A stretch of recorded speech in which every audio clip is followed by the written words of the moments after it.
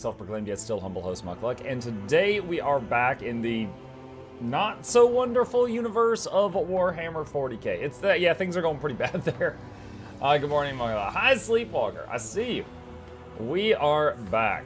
Last time we finished chapter 3 and got started in chapter 4. Final boss of chapter 3 killed everyone in the party except one person in like the first turn, and then the last person out of 6 people soloed the boss. Because Cassia is overpowered and is carrying me through this game. If it's not going bad, it's not. Warhammer 40k, accurate. That is accurate. Okay, where did we leave off last time? Oh, that's right. We had just met the other rogue trader lady, who is gone mad with power, and she is like, what is it? Like crucifying and burning all the people in town and stuff like that? Okay. So, we need to go find someone else to do something about this. Someone else that's hanging. It says Anver. This one. Contorted human remains on smoldering atop a pile of books and architecture. The sign says, Gordai Skatov, a spy for the Xenos, took notes of the station's structure for sabotage purposes. Anver, patrolling confessor? Who's this guy? Yeah. Doesn't really say anything. Alright. The soldier's limbs are twisted in unnatural angles. Someone broke his every bone and left him to die. Every bone? There's a lot of bones in the human body. No peace in There's a bunch of them. Use tech use on the box. Okay, free stuff. Yoink. Yoink! How do I... Hold on. There we go. The soldier was killed with a sudden blow at point-blank range, quickly and quietly. Alright, how do we get to the area it wants me to go? Do we go back to the ship and then, like, fast travel there? Because the station we're on is huge. I don't know if we walk there or... Let's try it. Use this. Oh, yeah, sure. Grab that stuff. Alright, leave location. Yep, here we go. Yep, we fast travel to it. Alright, Martyr's Endurance. Is anything ever good in the Warhammer 40k universe? I mean, it's called the Grimdark universe. I don't know. The average adult has 213 bones. So they broke 213 of his bones. That's pretty rough. Hail Emperor Muck. Careful, that's heresy. They will see. Oh, yes. Oh, yeah. They all will see. Let's see. Oh, goods box. Alright, so this is the bar. Oh no! It going into a cutscene. I can't get the goods. I can't get the goods.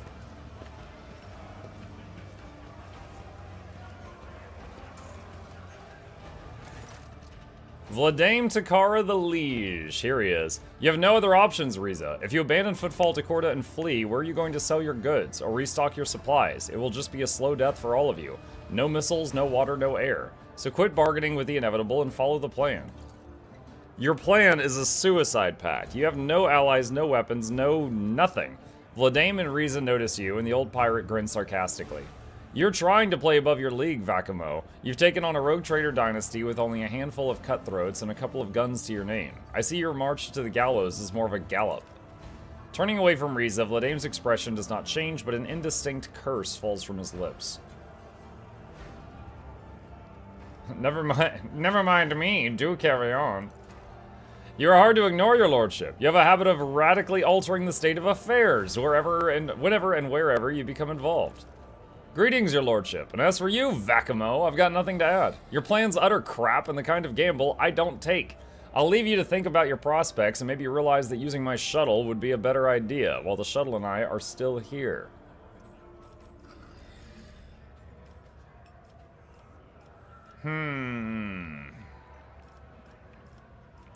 Look at Vladame.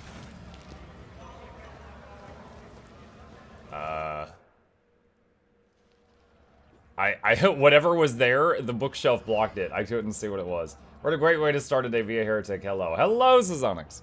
The former liege looks angry and focused. His coat collar is unbuttoned, showing the meshwork of ceramite-reinforced armor hidden underneath. He's wearing a gun holster at his side. Now that Vladimir has thrown off the mask of a disgruntled bureaucrat, his sleeves are rolled up, showing old bandit tattoos. He's exuding an aura of imperious cruelty. How's the station faring? It's turned into a kingdom of death. Executing protesters, cracking down on corrupt traders, and suppressing dissent are all good, useful policies within reasonable limits. I've used them myself, in fact. However, with Lady Corda, reasonable limits are a distant memory at this point. Fortunately, I'd been preparing for that turn of events ever since the first time that hag tried to take Footfall.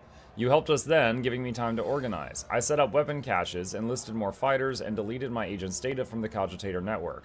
When Corda took power, she thought she'd won, but the station was still mine, to an extent. My little army is waging war with the Enforcers. We slaughter patrols, wrestle back detainees, and punish those who collaborate with the enemy or are close to someone who does. Oh, he's like, oh yeah, I'll just kill your friends and family, that's fine.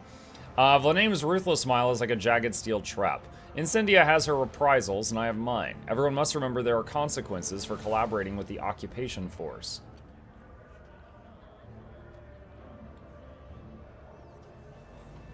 I see. Vladimir smiles tersely. Old habits never go away. I'll admit, I didn't exactly miss the days of my youth, but to find myself in the line of fire again is invigorating. Your lordship, perhaps you have a little love to spare for me. Nor have you built a strong alliance with the organization I'm a member of. But if looking at the new order of things on Footfall gives you a tiny suspicion that it's damned madness, step in and help me stop it. What kind of help do you expect from me? A general uprising will be doomed. The Enforcers have isolated the asteroids. We can't strike out against Incendia. She has the greater numbers, and her throne's refractor field will protect her from any attack. An insidious smile appears on his lips. So we'll ask her ladyship to come to us, exploiting her overconfidence. If she wants my blood, let her come and spill it. She knows we use the Amassacus as our meeting place. If you let the Enforcers know I can be found and grabbed in here, she will come. Hardly with her throne in tow, I imagine. We'll lure her into a trap, kill her, and take back Footfall. What if her throne has wheels on it? Then the whole plan falls apart if her throne has wheels on it. What size force do you command? However much Corda would like to believe she's kicked the Casbalaka out of Footfall, she hasn't. We're scattered all over the station, lying low, and there's still enough of us to cause trouble. A small band of my most daring staff members who were by my side when I came to power. Business partners who still remember that any venture is only as reliable as the grip of the venturer's hand on their pistol. Add to that the group of Xenos mercenaries, which my colleagues from the Casbalaka mission have provided me with. A radical solution, I know, but they don't care who they kill as long as I pay them and I have the means to pay them. We would have greater numbers if Riza wasn't so damnably cautious and Hieronymus did us a favor and shut his preaching trap. Vladimir grits his teeth and adds quietly, I would have long thrown the good reverend for a loop if it weren't for the fanatical mob that would show up here to avenge him. Let's see. Like, I got no love for this character, but I don't have a huge problem with him either. And the other lady is just bat-skrit crazy. So she's got to go.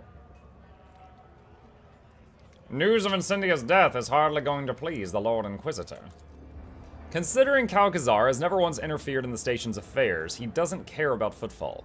This means he also doesn't care who runs the station as long as things are quiet on it.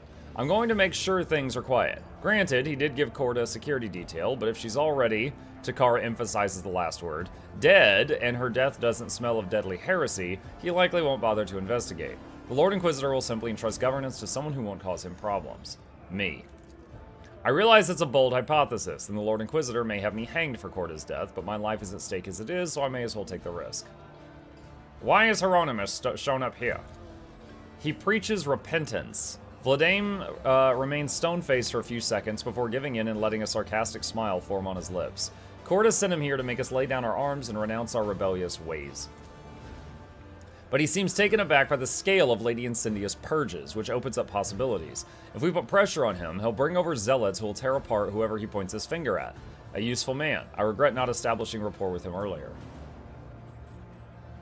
Why does Riza have a problem with that? She has misgivings about the prospect of our cooperation. The old rogue prefers not to pick fights unless her victory is a foregone conclusion, and right now she seems to be planning on fleeing rather than fighting. She needs the right kind of motivation. What a shame. There's no one out that the cold pinch values enough to take, for me to take them hostage. Wow. Why would I take part in this? Because a critically important station in the Expanse is about to become a graveyard. Once commerce dies, merchants will turn to piracy. What else could they do? Connections between worlds will be weakened, since Corda will make short work of astropaths as soon as she gets them. And Corda, do you think footfall will be enough for her? No, she'll march on, perhaps to our worlds as well. Besides, your lordship has not yet considered the possibilities that working with the Casbala Commission opens up. Now is the perfect moment for you to gain a new ally. In a time of crisis, every friendship is valuable. Incendia Corda has nothing to offer you, while my organization's gratitude is guaranteed. Between losing an influential partner and strengthening your ties with them, I'm sure you'll opt for the latter. Why did Reza call you Vakamo? Old nicknames die as hard as old habits. I used to be known by that name on the station. The Vakamo is a myth, a malicious spirit stalking for prey in Footfall's empty sectors. Takara chuckles. I had a terrible reputation when I was young. I understand your plan. An unblinking gaze fixes upon you. I hope you're finding it promising.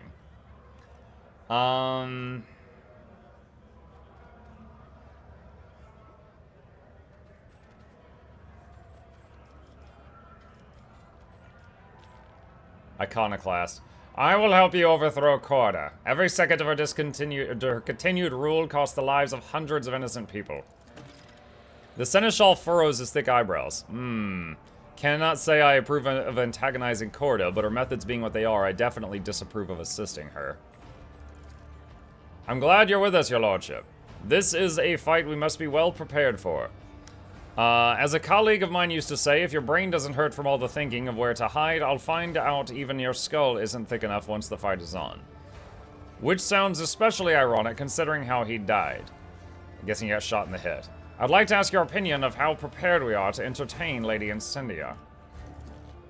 Perhaps some of those gathered in here will support us. Riz's people, Hieronymus' zealots, even Octaviana's regulars. We can use whomever we can get. If you think that it may be worth fortifying our positions or preparing a few surprises for our guests, my people in Arsenal are at your disposal. All you have to do is say the word. As soon as we're ready, send Corda a message saying I'm here. Let her come. We'll settle our differences the Footfall way with a gunfight. I would like to make a deal with Casbalica. Regretfully, your lordship, I have nothing to offer you at the moment. My access to the assets you're interested in has been temporarily restricted. It's going to take putting a bullet through a couple of heads for me to once again be able to offer up an adequate range of merchandise. I'll take a look around. He nods attentively and then puts down a data tablet showing a map of the station's systems. He scrutinizes it with a pensive expression. Alright, so he hints that there's people in this area that we could maybe talk to and get them to like join our side or something. Tapestry of a world, I am the rogue thread. Something on the wall here. Melta charge. Morning Muck Green's chat. I read in chat. I miss Muck blushing Sag. Oh god, yeah, I was beat red. What are we talking about? Order for barricades to be assembled out of rubbish, 95%. Okay. I'm gonna do a quick save. If you fail an athletics check, you get like exhausted. Wait, did we fail it? We failed it. Wow, 95% chance, lift a box, and we failed it. Are you serious? All right, yeah, I'm save scumming that because in real life, you could just wait a second and then try again. Good lord. It's not a strength check. He has the strength. It's a doesn't he get winded check. Muck, do you even lift? Yeah, with my back, the way you're supposed to. Experience. Nothing matters more. There we go.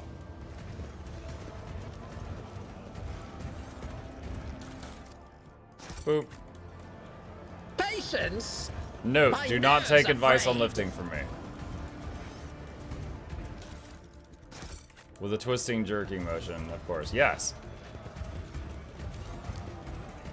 Corrals 100%. Compared to naval service, The decanter used to that contain was a barely cheap challenge. amasec, which for the sake of attractiveness has been enriched with a deodorizing What agent. lies beyond? Full Xenos. Chaplain, citizen. There's a couple of goods over here. Grab this. Grab this. Curiosity sings in my veins. Order a mine to be set here. Can I set more bombs on the way to the entrance?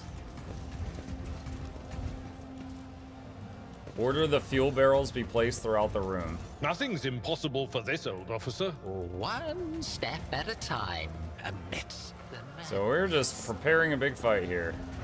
Awareness. The shoddy cover will offer little protection against a well-aimed shot, but at least it will conceal the target from the shooter. Alright. So Hieronymus is here, and if we can convince him that the other lady is the devil, he'll give us some support. The Emperor protects young Von Valancius. What has brought you here? Perhaps you would like to confess. Repentance is the first step on the path to redemption.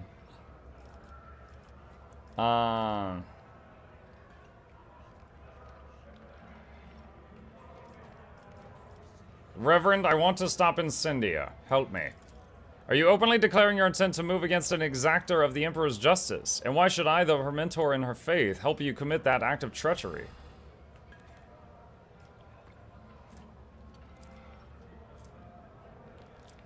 Oh gosh, 75%.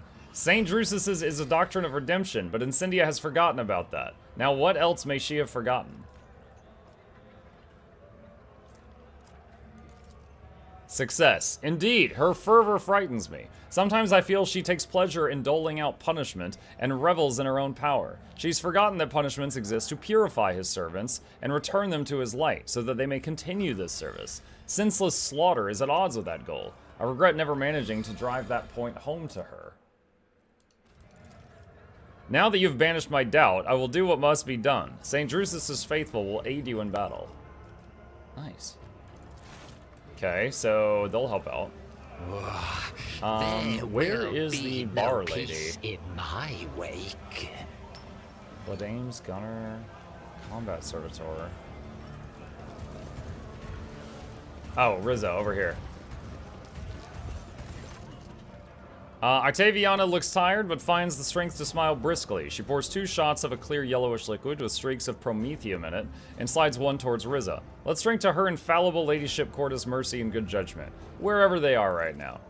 Rizza downs the shot, grimacing contentedly. You're quite the poet, Octi. Yes, indeed. One would hate it if Lady Corda's ill health affected our own. Have you by any chance run into Lady Corda's good judgment on your journeys, your lordship? She laughs hoarsely.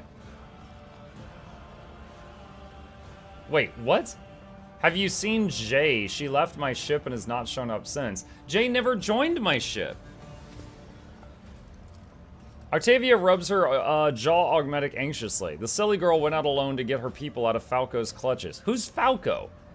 I told her to wait a little till we sorted out our current business, then we could have bled him together, but no, not Hidari. That one's as stubborn as a herd of Groxes. Said her guy didn't have that much time and vanished. Octaviana, we have a plan for stopping Corda. Your help will be of use. She looks at you pensively, and by we, you mean you and Vladame? He always has a plan, but it's by far not the best plan. Why should I believe your idea? 50-50. Your time, raise your voice. Your time is running out. Are you going to wait for your death, or will you try to put up a fight after all? Succeeded. She looks away. It seems your words have touched a sore spot. You're right. Time is running out. There's barely any left. I don't give a damn what your plan is. I'm in. I don't have any fighters, but I do have a shipment of non-human weapons. Lethal, but with no guarantee of quality. Figuring out how it even works is tricky enough, but that still beats the junk Vladame's cutthroats are armed with. They can have a round on the house. I'll leave you to your conversation. Alright, Rizza. Can't talk to Rizza. She casts a glance in Octaviana's direction, waits for her to take the hint and look away, and then says, "At your lordship's service." Vladame needs your help. Your lordship, his plan is the death throes of a cornered and condemned man grasping at imaginary straws. The Vacumo was once smart, shrewd, and wily, but now he's simply refusing to admit he's already lost. We modest dealers are no match for a rogue trader. It would be different, of course, if we were strongly motivated or had a rogue trader on our side. She looks at you in the eye to make her meaning quite clear.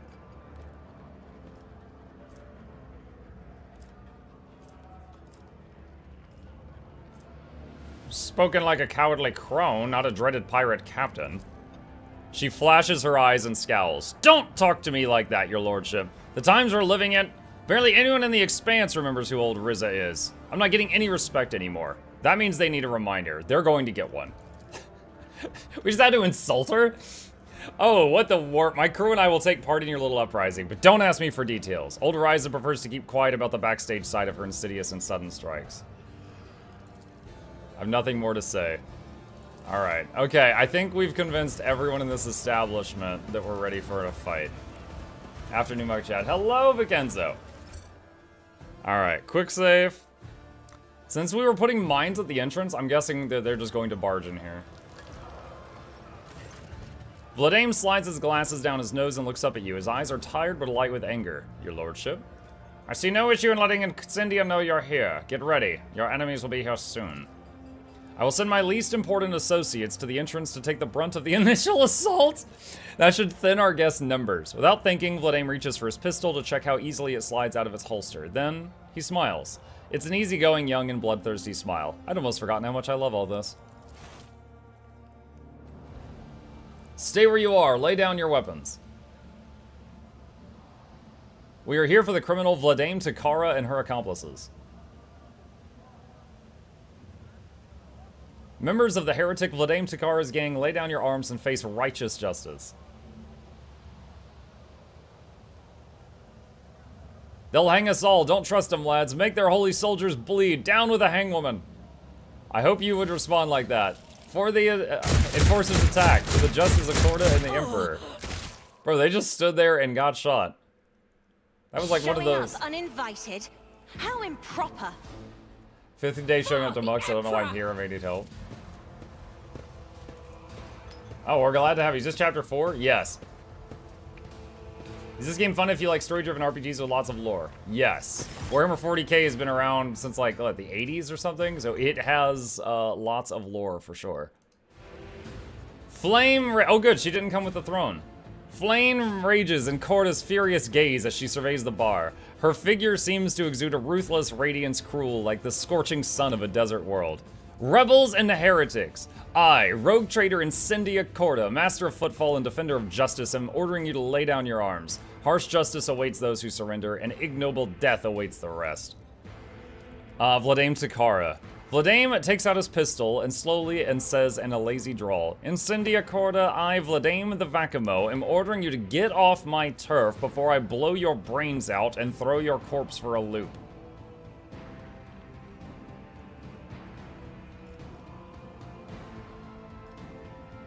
Hieronymus, perhaps you can calm her down?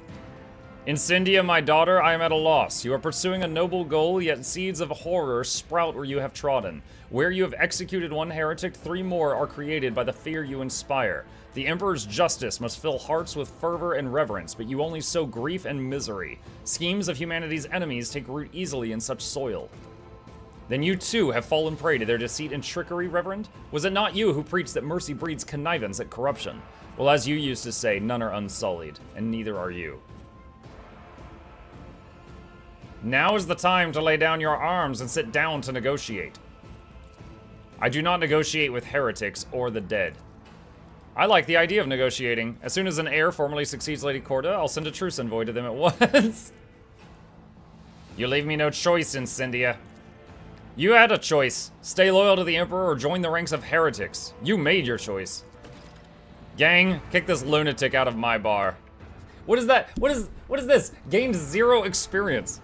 Why? What? Oh, that mine I laid earlier just went off. Took out 2 other people. Let's see.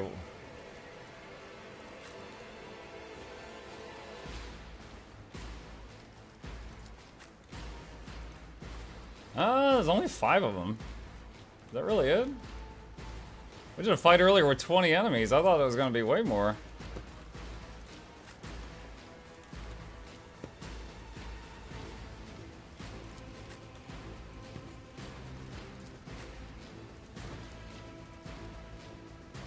Quick save, just because that was a lot of talking to get to this point.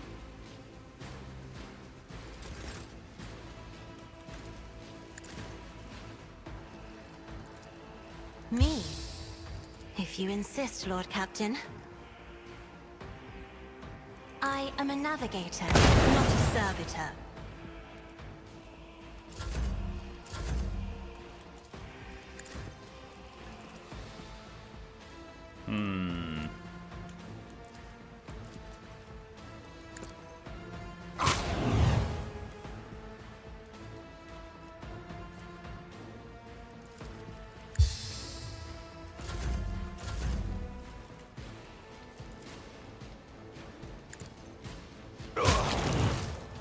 Is that a space marine? Yeah, he's a big fella. Me? If you insist, Lord Captain. Runes out of your bones! Follow my lead. Indeed. At your beck and call. Taunts.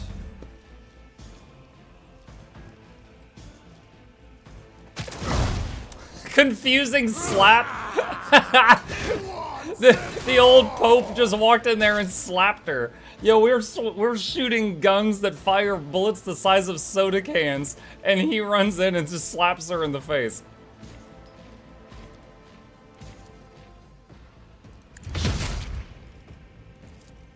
Corpse play! Feel the icy bite of death! Calm down.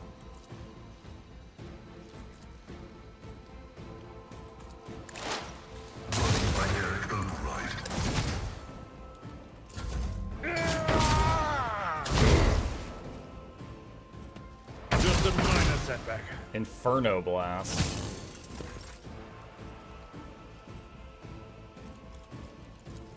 Schemes. A regen on Abelard. Schemes.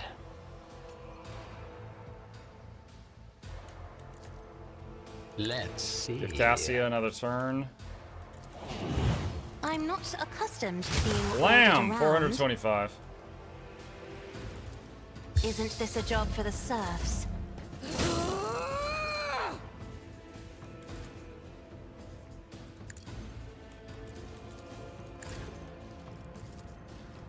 If I may, another foe painted And gone. black.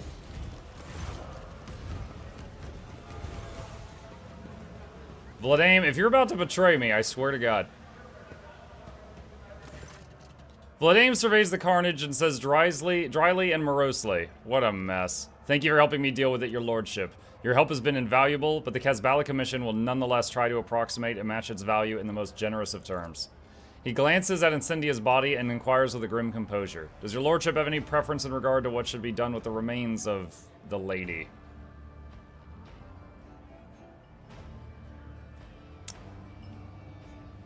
Give them to the mob. The people of Footfall will find many ways to pay their respects to her ladyship. They are quite exercised about the whole affair. Let's see.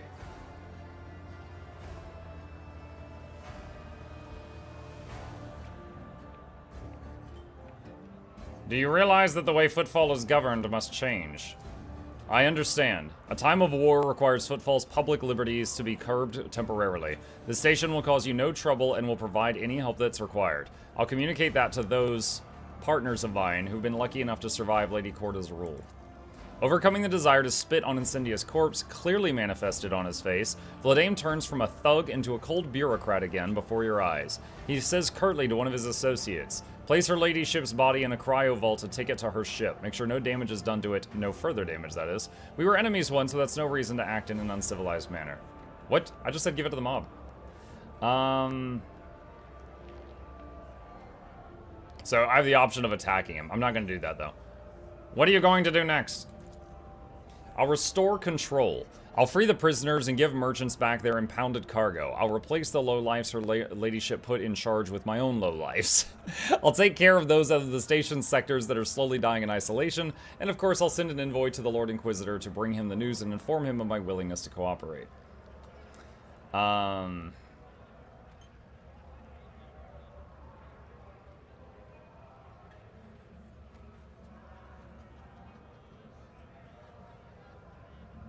Cleanse the station of Corda's miscreants.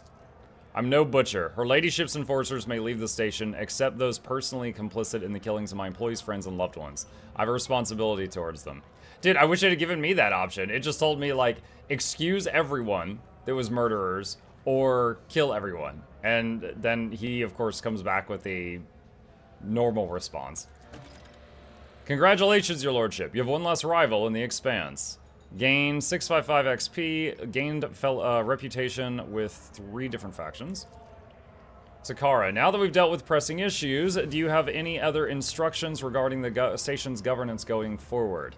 After all, Footfall is now your exclusive personal protection. Vladame and everyone in the public expectantly. So apparently I don't have enough of any of those things. Let things gradually return to the way they were before. I will not interfere in the station's affairs. Yay. The people breathe a sigh of relief and glorify your name loudly. After a period of tribulations and hardship, Footfallers are glad that there's going to be at least something familiar and permanent left in the world. Space Marine bolters fire .75 caliber bullets nowhere close to soda cans. But he's an Astartes, though. Like this is a person, and then there's this guy. And then, like, that's his gun. Like, look at that thing. Are you sure? Like, there's a normal person. And then, like, there's his gun.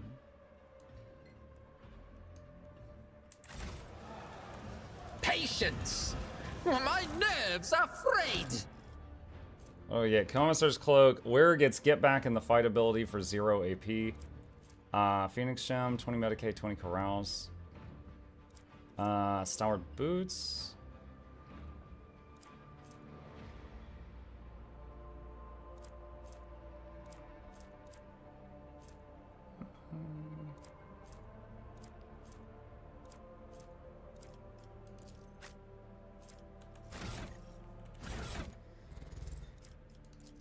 This gives int bonus percent dodge to the wearer and nearby allies. This guy has dodge. Or this guy has int, I mean to say. This is like 5% dodge to nearby allies. That's pretty cool. In this tapestry of a world, I am the road. How are you doing? I just caught the world's deadliest spider in my house. Oh, welcome to Australia. I am doing good. Let's go back to the dock. I'm gonna turn my fan on. It's a bit too warm in my office. Okay. Alright, so we've left Footfall. What the hell's going on here, dude? Okay. Let's go back to space. I got scared of the video that I shared about the game earlier. Huh? Got scared with the video. I haven't watched any videos from you today. Okay. Let's look at the quest log.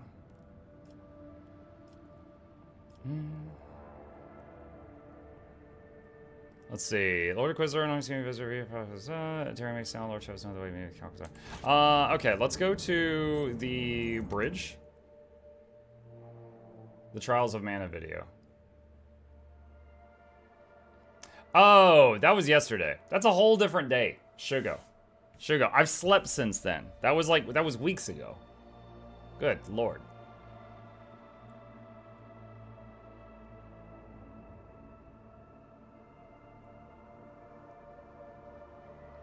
Honestly, my biggest concern is just the control scheme. I hope it plays nice with keyboard and mouse. Pleasure to see you. Blah, blah, blah, blah, blah, blah. Let's see. Shipping. Okay. Let's take a look at the different reputations in the game. Power Claymore, Heavy Bolter, Camaraderie Badge, Multipass, Cloak of Hatred. Each enemy killed by the wearer's area attacks increase damage to the wearer by 3% at the end of combat. Dark Visionary Hood. Plus 10 bonus to willpower and a 15% damage bonus to psychic and navigator powers, but minus 10 to weapon and ballistic skills. That's pretty crazy.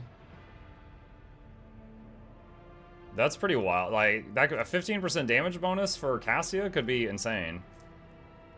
Reconstructed flamer pistol, large medikit, world origin, radiant gloves. Just a parry conviction. Death rolled war boots. Heavy flamer. Ooh. Focus meltagun. Roaring thunder. Is that a giant hammer? I think that's a giant hammer. I'm not trying to purchase it. I'm trying to read the whole tooltip box. Usually you right click to like have something do like this and then you can scroll down, but it won't let me do it there because it thinks I'm trying to buy it. Laurels of command, gain move. Military combi tool. Whenever the wearer uses a non-attacking consumable item, stimulant, medkit, etc., it counts as an attack of a different type than the previous attack for versatility. Oh. I gotta be honest, I've gotten really far in the game while hardly ever using consumables. Wearer deals an additional 5 times sovereign war damage with melee attacks. This item has no name. The wearer gains immunity to effects depending on the number of unyielding beacon. Bleeding, toxin, burning. Okay. Righteous Justice, 30 to 50. Wow. That's a lot. 70. Oh, I don't have. I might as well stop reading that. I don't have enough stuff for that. I want to see something though. What is this? Where is Cass's hat? What does she have? Okay, yeah, that hood would be really good for her. How many hours are you in on this game? Let me check Steam. 78 hours. I'm 78 hours in. Alright, so I want to get down to rank 7.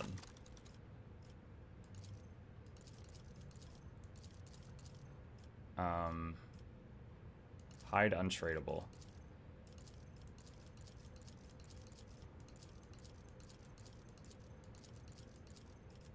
What? Okay, trade. Alright, so I am giving these guys some stuff until I get to rank 7. Oh, seriously? Oh, I hit a wrong button. I just traded these guys so much stuff, and now I'm rank 12. Ah, I did not mean to do that. Alright, we'll get everything we can. I hope I don't need that stuff for other people. Okay, so close this. Is this game worth the full price tag? How much was this game? Did this game cost? Let me see. I'm going to the store page on Steam. 50 bucks? Yes. If you like this type of game, my answer is a definite yes. It's got a couple of small glitches, but as someone who played... So, Owlcat Games, the people who made this, they previously made Pathfinder Kingmaker and Pathfinder Wrath of the Righteous. I played both of those games right when they came out, and they were way buggier. So, they very clearly have improved a lot while making this game. But you know, they're doing patches and stuff like that. But yeah, a very good game. Definitely recommend. If you're into CRPGs and the, you know, like a dark universe, it's good. It is good. What is this cloak? Where dodges attack, the incredible just the next turn stacks. Let's do that one. When the wearer hits an enemy in melee range, the wearer's nearest ally gains bonus temp wounds. Parry reduction. Okay. Let's see. Alright, so that's an upgrade for her. Let's go back to talk about goods. Alright, let's look at the next faction, Explorators. Precise lasgun med kit. So for those who don't know how the screen works, this right here is your profit factor. Anything that is this price or lower, so like see that's 40 and this is 26, you could just have it as long as you have enough reputation with them. And you get reputation by basically giving them goods. So like if I want this right here, this combat manipulator, I just need to give them goods until reputation hits 9, then I can have it. The question is, do I need any of this? Increase the wearer's chances to hit targets at range of 10 or further by 20%. And then heavy plasma gun. Bead of concentration. Additional 1 AP for every consecutive turn that the wearer has not spent MP up to 5 times. Oh, my tower. Oh my gosh, it's so big. Hi, Banana. Force field emitter. Alright, let's see. Hezbollah commission. Hex rifle, peripheral visor, commissar's boots, precise bolter, Drukari clave. I don't think I have anyone that can use Drukari weapons. Fusion gun. Let's see, Aldari. Whenever the wearer kills a target with a single ranged attack for the first time in combat, the wearer immediately gains an additional attack this round.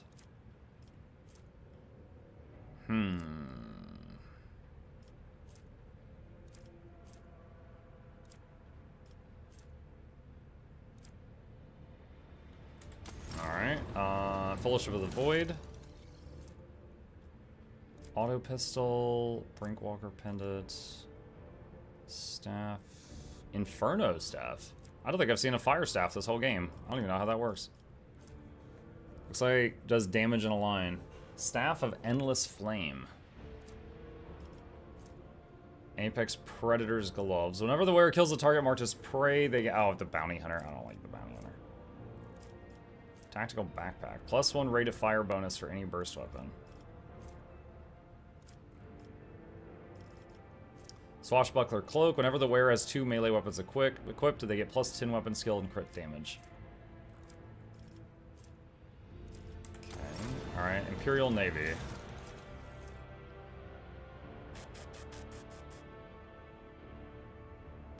Torpedo tubes can fire 4 short burning plasma torpedoes. Okay, so this is like ship upgrades. Immediately seeing my profit factor is not enough to get any of this stuff. So, not really any point to bothering with this. At this time.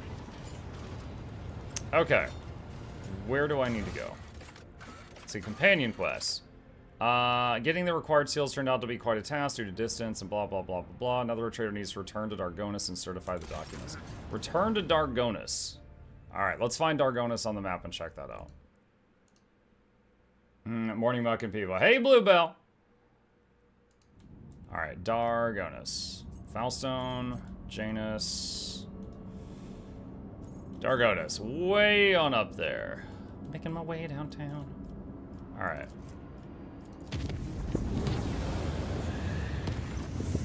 Lord Captain, urgent message. Our enforcers have arrested a dangerous saboteur who attempted to gain entry onto the bridge. This incident may be worthy of your attention. You see, both the saboteur and the circumstances of his capture are rather strange. You cannot tell if Vignis sounds baffled or worried. I think it would be reasonable for Magos Pascal to take a look at him as well. Good morning, Muck. I have decided to make a car elementalist. I have decided to join the Flame Legion in secret. Flame Legion car. Very well. I will speak to him. The saboteur will be brought to you. Have Pascal there? Pascal's hey, a look, tech it's priest. the tree of birds. How are you today? Hello, Bertrand. Good morning, and thank you for the biddies. Car elementalist. A carmancer. A used car salesman. Morning, Mark Chat. Hey, Lloyd.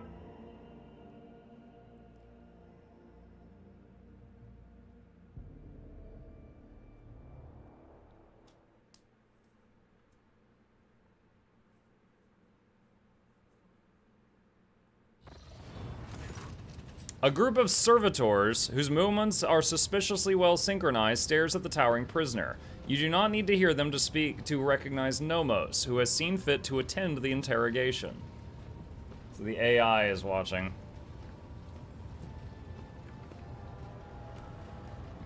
Lloyd says, Muck, I heard about the list. Oh god. Do you still have a list when you hear silly things? No, I usually just tell you guys immediately and turn it into a YouTube video.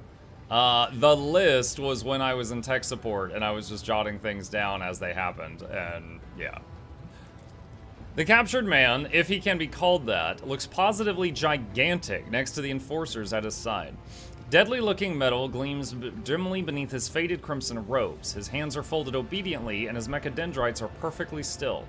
I greet the master of this vessel cathedral and offer my humble apologies for this unbidden intrusion. My apologies to you as well, brother. The interloper inclines his head in the direction of the frowning Pascal. Then the prisoner turns slightly and looks straight at Nomos' observing servitors. And of course, I must beg forgiveness from you, Great Spirit. It was not my intent to desecrate your temple.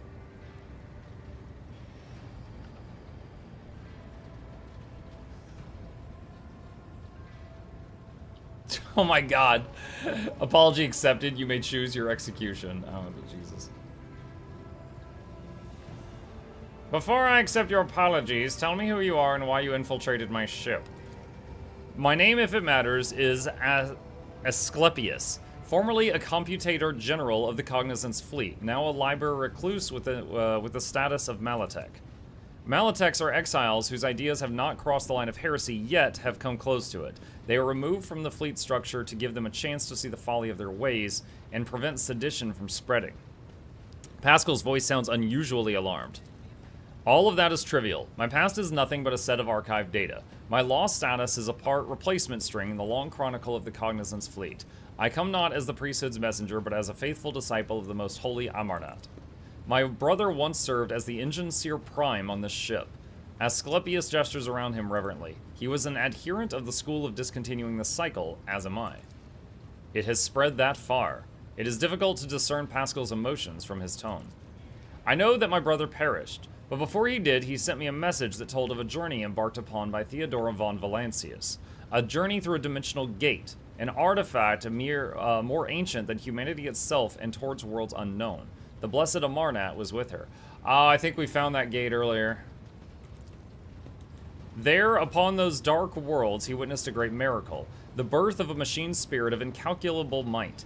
My brother believed that this spirit then fell asumber within this ship like a child in a cradle, not responding to lowly pleas.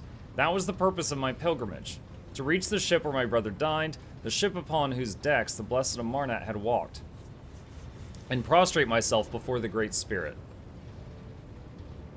What do you know about this great spirit? It is a great miracle that the Omnissiah's breath meant to help us discontinue the cycle. It was born of the treasure that Amarnat and Theodora discovered upon the Dark Worlds. Yet even a being so glorious needs attendants and guides. And as long as the Cognizance fleet is racked by schism, and my brothers and sisters suffer defeats without end, there is no one to aid the spirit. That is why I came here. Does the name Nomos mean anything to you? Nothing. He has not come to know us yet. He will if you let him, Muck Von Luck. We know. We sense that his words are about us, that the story he has told is our story. You are strong, yet you let yourself be caught. I took a vow I would never inflict physical harm on lay people. The Omnissiah grants us the power of the true flesh for a purpose other than damaging the frail and blind creatures that are all who have yet to have tasted his knowledge. Amarnat traveled on this ship. He did. My brother's words on this were clear. Years ago, Amarnat was part of rogue trader Theodora's inner circle before their ways parted. I see someone became a Char Elementalist. There's only one proper thing to do in this case. Charburus spam. I would watch while I'll take this journey soon myself. You look handsome and funny, internet sensation superstar. Oh, so humble per usual best friend. Thanks, Shy. Tell me more about Theodora's journey. My knowledge of it is scarce. My brother suspected that his memory, along with the memory of those who might have been on the details, have been purposefully modified. He saw it as a sign that the journey had revealed a great truth, and that there were those who did not wish to see that truth come to light. All that he conveyed to me was Theodora had reached worlds unlike any the people of the Coronis Expanse had ever seen. There she unearthed a great treasure of technology, one that Amarnat had the privilege of experiencing. I've made my decision regarding your fate. Whatever it is, I will accept it. As will I, and yet I plead that my brother be shown leniency. His story initializes thought. We ask you to keep him for us. Nomos servitors speak up suddenly in the faintest of whispers.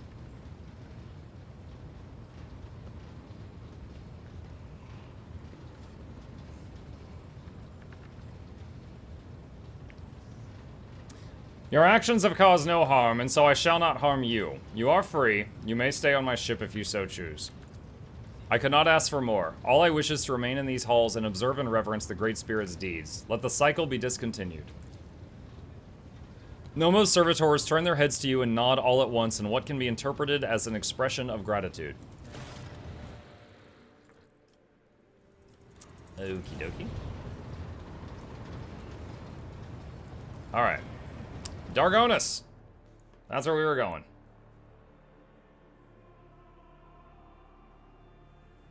Mike says, Mike, I heard about the itch. What should I do about it? See a doctor? What do you mean you heard about the itch? You should know about the itch. Discovered trophies. Lord Captain, reporting. Shortly before our departure from Footfall, a group of messengers in luxurious garbs delivered a strong box and several chests bearing insignias of House Orselio on the ship. I suppose the use of gold-clad servants instead of servitors was an extravagant attempt by the navigators to draw the attention of the rogue trader. Considering the incident in the capital world, the Enforcer officers checked the Navis Nobilite gifts thrice. I'm pleased to report that none of them threaten your, Lady Cassia's, or the crew's well-being. Having said that, a closer examination of the strongbox by tech adepts revealed a data slate with a vid message addressed personally to you, alongside some kind of encrypted data. We dare not touch them without your instructions. Oh, God. So it could be scrap code again. Show me the vid message. As you command. Vigdis issues several orders, and the vid screen of your personal cogitator comes to life, the machine innards rumbling unhappily. Rogue Trader. A familiar piercing voice comes from the cogitator's Vox system, and you see a bloated face with sagging skin and a gaping hole where the nose should be. We, Great Regent Aranto Orselio, send greetings and hope this message finds you in good health. House Orselio will soon hold a grand council within the Palace of Atlas, the holy relic that connects all navigators of our house. This meeting will take place not in the physical world, but in the world of thoughts, dreams, and visions. It is the only way to avoid bloodshed and decide the fate of the sacred child at last. Thanks to the Atlas, we feel that the soul of the child is full of dismay, and yet the rogue trader's words bear a lot of weight with the child, so he may soothe its anxiety and lead the child down the right path. The path of accepting its duty before the house and ascending the Novator's throne. I hope you consider my offer, Muck von Luck von Valancius, for it is in your power to not only strengthen the bond between our dynasties, but multiply your riches at the same time. The gifts accompanying this message are but an insignificant part of the Great Regent's gratitude. May the God Emperor protect us all. The vid screen shuts down and the Vox Master breaks the silence. I am told the message has been relayed to your cogitator, Lord Captain. I hope the data did not get corrupted during playback or delivery. I've grown tired of this house. Throw the plasma reactor. Decode the hidden encryption. Yes, Lord Captain. Vigdis falls silent and the Vox transmission fills with scratchings of a cogita quill and rustling of papers. A messenger servo skull has been sent to the Omnissiah servants compartment. Once the data has been decrypted, I will notify you immediately. That will be all. God Emperor protects. End dialogue. Is Monk playing Iconoclast? Yeah, in most decisions where I had a choice, I've been going toward Iconoclast. Lord Captain, urgent report from the servants of the Omnissiah. They managed to locate a second message of the House Orselio data slate hidden in the shadow of the first one. As soon as it happened, the machine spirit rebelled and started devouring the decrypted data. The acolytes of the cult Mechanicus are performing the rites to appease it and slow down the process of annihilation. What should we do? Display the message on screen, now. The comm bead echoes with the furious clicking of Vigdis's augmented fingers. A few moments later, the vid screen of your cogitator shows the recording through a wall of static. Rogue Trader. Lady Navigator Elena, the one who staged an attempt to assassinate Cassia right in your palace, politely smiles at you from the vid screen. I have no doubt that your servants would find my trace. They are far cleverer than the ones employed by the Great Regent of House Orselio. She does not bother to hide the venomous disdain in her last few words. I feel extremely awkward that our first encounter took place under such unfortunate circumstances. Yeah, you tried to shoot me. Truth be told, I saw a worthy person behind the lofty title only after fate put me on the death's precipice. You hesitated to end my life despite holding it in your hands. Your noble deed gave me enough food for thought. Despite everything that transpired, I still believe we may become loyal allies to one another. I presume you already know that House Orselio will be holding a grand council in the depths of that accursed Atlas very soon. We cannot ignore the call, for we are bound to it against our will. But if you convince this Lady Cassia to reject the Atlas and break the centuries-old shackles binding our house, we could turn over a new page. Having said that, I will accept a different outcome. Should the child die, I'm not going to shed any tears. Jesus, why did I spare your life? I will accept any choice, Rogue Trader. My people have nothing else to lose, but you could benefit from our friendship. There are mysterious shadows dancing in Lady Elena's eyes. There's an emerald among the stars of Martanius. My gift to you for sparing my life. Head there through the storms and torrents, left, right, and twice food. Then the vid recording cuts short and you hear Voxmaster's voice to your comm bead. I'm very sorry, Lord Captain. The servants of the Omnissiah can no longer restrain the machine spirit's hunger. I hope you're able to see the vid message through to the end. Yo, she's not really making me feel good about sparing her life that time. 2 more jumps to Darkonis. Lord Captain, Victus's distorted voice sounds even more mechanical and detached than normal. The Lady Navigator has been waiting for you on the bridge for half a watch cycle now. You see, because of her presence, the officers, she clears her throat, I believe Lady Cassia wishes to speak to you about something very important. Her unease is spreading to those around her. Okay. Morning all, good morning, Hylian.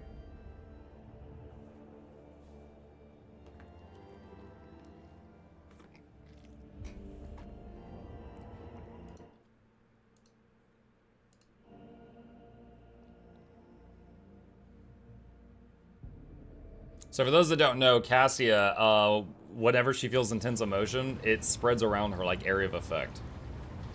So if she's really depressed, people near her kill themselves. Lord Captain, Cassia clasps her hands together. You could sense an air of cold aloofness around her. We must speak. Now.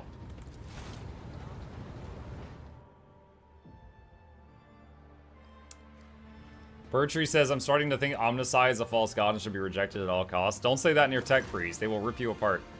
Cassia takes a few anxious steps around the study and then says reverently, I've given much thought to all that has happened and to us. Perhaps you do indeed have feelings for me.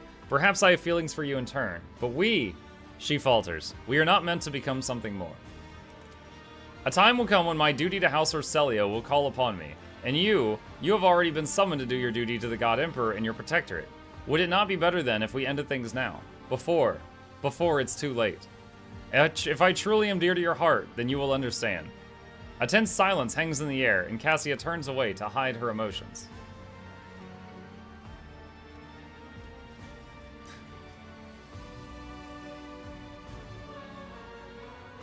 Oh my god, who said there was anything between us in the first place? Oh jeez.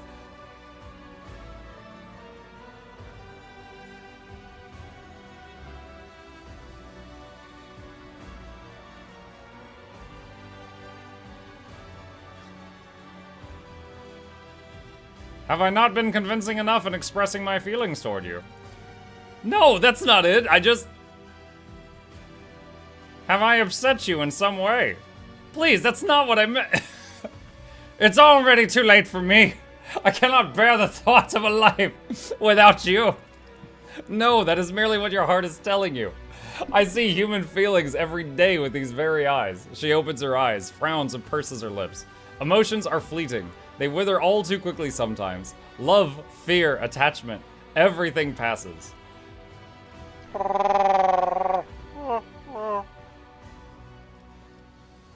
Is renouncing one's duty truly the only way to be with another person? It is, for me. I love you, Cassia. And does it not perturb you that I'm a wretched mutant? That my own subjects see me as a monster? That your servants fear my company more than facing a mortal enemy? It saddens me that you cannot see your own gracefulness and beauty. I nearly killed you. You are killing me at this very moment. Is this all just a lark to you?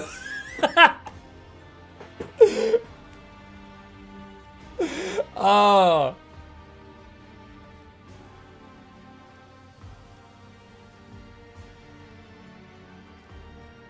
Guys, Kiss. look at me, I'm so curvy! I don't think now's the time for smooch. I don't think it would go well. And like 90% of the times I tried to even hold this lady's hand, it didn't work. I am too deeply in love to make light of such things. Oh, Muck von Luck. She looks at you with tenderness and longing, but then frowns in frustration. A familiar sensation envelops your being. The pain in your chest is suffocating, and you fall to your knees. Why can't you understand? I'm a navigator, a mutant. I'm nothing but a tool in his hands, in humanity's hands. Tools are not supposed to have feelings. Cassia sobs and rolls up one of her sleeves. From her clavicle to her elbow, the skin on her arm has grown so thin you can see every vein, muscle, and tendon within. A new mutation, Muck von Luck. Just like that, in the middle of the latest warp jump. This body will go through even more ghastly changes in the future. I don't want you to see what I become. I don't want to see you grow to loathe my hideousness. What's it? You got a transparent arm. So what?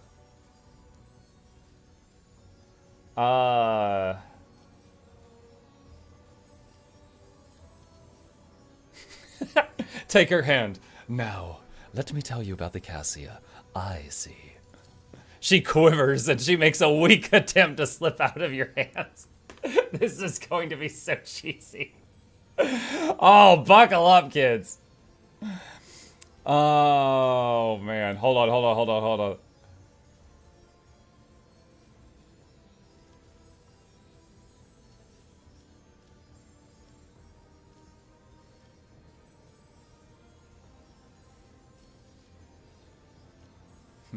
You have studied thousands of books. You wish to learn everything there is to learn. I am dazzled by your keen mind and curiosity. She listens in silence, her eyelashes lowered and her head slightly bowed. A barely noticeable smile tugs at the corners of her mouth.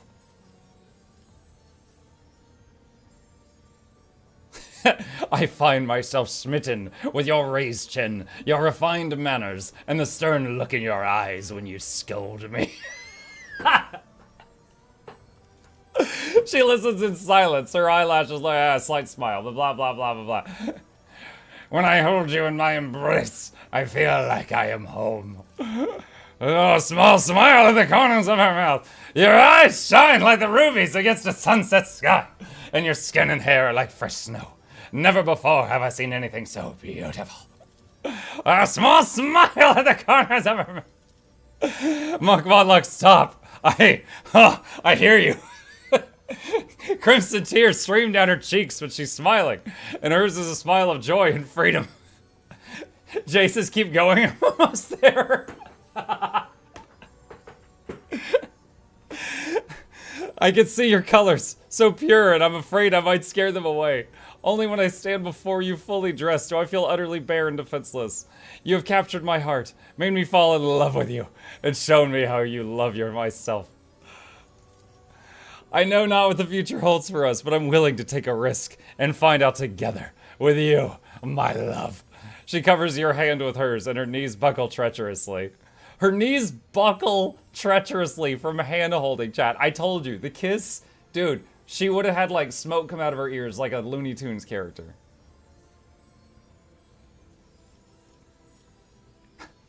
You are exhausted. Come, I shall lay you in my bed and stay to guard your slumber. Oh, Mukluk, that's... She looks abashed, but does not withdraw her hands. That sounds wonderful. No one has guarded my sleep before. You will be the first.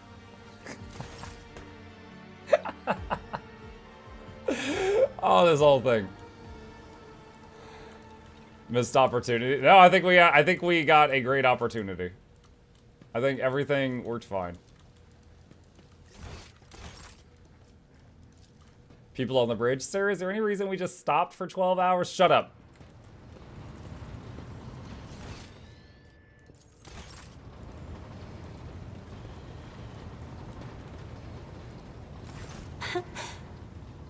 Words cannot describe how boring the bridge Let's is break without up. No, I'm our just kidding. stimulating conversation. I have There's a breakup button.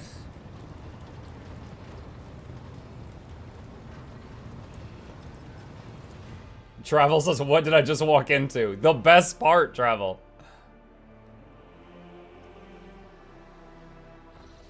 Captain, the intercom was on for the whole conversation. I know. Turn up the volume.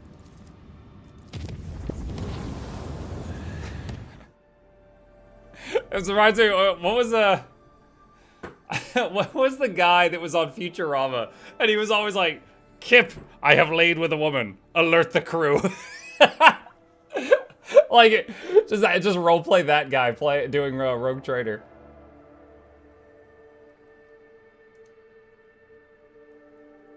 Zap Brannigan, yes. Ah, the ship is fat like a steakhouse, but she handles like a bistro. Mukluk, how wonderful it is that I found you here. Uncontrollable anxiety washes over your body, causing you to lose your breath. Cassia notices this, closes her eyes, and you're released from the grip of emotions that are not your own. Please forgive me. My powers are sometimes too insistent in their attempts to break free from my control. You have made great strides in learning how to keep them at bay. I commend your perseverance. I came to deliver good tidings. I've spoken with the House Navigators through the Atlas. Of late, I could feel with increasing clarity how our connection is growing stronger. Despite the dissent in our midst, House Urselio has been able to keep a precarious equilibrium, thanks in part to your unexpected arrival on Urak 5 and the resolution of the conflict of the Dargonis reception. Not all Urselioses concur with your decisions, but none can deny the impact that you and no one else have had on the House's present state of affairs. Cassia nods gratefully, lowers her gaze, and clasps her hands together. There is more I wish to tell you. It is about the visions that I have come to experience at an increasing rate during warp jumps. The same visions come to me again and again and again, as if I am going mad. For you see, these visions are about me, the Atlas, and Tisiphone Urselio, the House's previous Novator. I have seen Tisiphone's experiments, the ones that involved the navigators from the Sethala branch, which she was rumored to have destroyed for her disobedience. But the visions told me altogether different story. One where the Sethalos helped Tisiphone create the Atlas, and they vanished immediately after the experiments were done with. Perhaps I know I can find a way to the Palace of the Atlas if I recreate Tisiphone's journey from my visions. A real palace, not the psychophysical illusion to which Urselio navigators can reach out. I've always had a feeling that it truly exists in our world. Now, however, I know it with absolute certainty. I've been informed that House Urselio will soon convene its Grand Council. Would it not be better to wait for it to finish first? I cannot shake a certain foreboding about the upcoming meeting in the incorporeal palace of the Atlas. Troubling mirages have plagued my mind for many nights now. Voices calling and cursing my name, and the more I use the Atlas, the clearer the visions become, and the louder the voices grow. And the further my powers wane. I am certain that all of the house is experiencing the same, for all of us are connected. I can sense my family's fear. House Urselio is doomed to perish in darkness should I fail to discover the reason why the Atlas is weakening. And that reason, I believe it is hidden somewhere in the visions of Tisiphone. What makes you so sure you will find the way to this physical manifestation of the Atlas? I saw Tisiphone experience an epiphany in a dream, just like my visions come to me on our travels through the warp. She beheld a planet hidden beneath roiling warp storms. The world promised her great power, so Tisiphone gathered the Sethalos, her most devout followers, to go on a suicidal journey throughout the Tempest. I know not the details of what happened on this planet, but it was there that Sethalos sacrificed themselves for an experiment of some kind, and it was there that House Urselio obtained its Starway Atlas. For the first time ever, I had an opportunity to find answers to the questions that my mentors so deftly avoided. Why did Tisiphone choose me? What is the Atlas? Is it true that House Urselio's past is drenched in blood? Please, Muk, do not snap this tautly drawn string of destiny. My destiny. Journey with me into Tisiphone's wake to the distant stars. I shall help you, Lady Cassia. She breathes a sigh of relief, but the look in her ruby eyes quickly darkens again.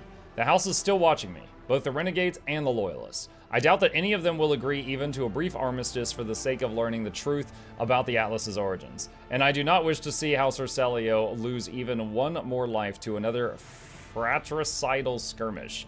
No, I shall go after the answers about our past on my own.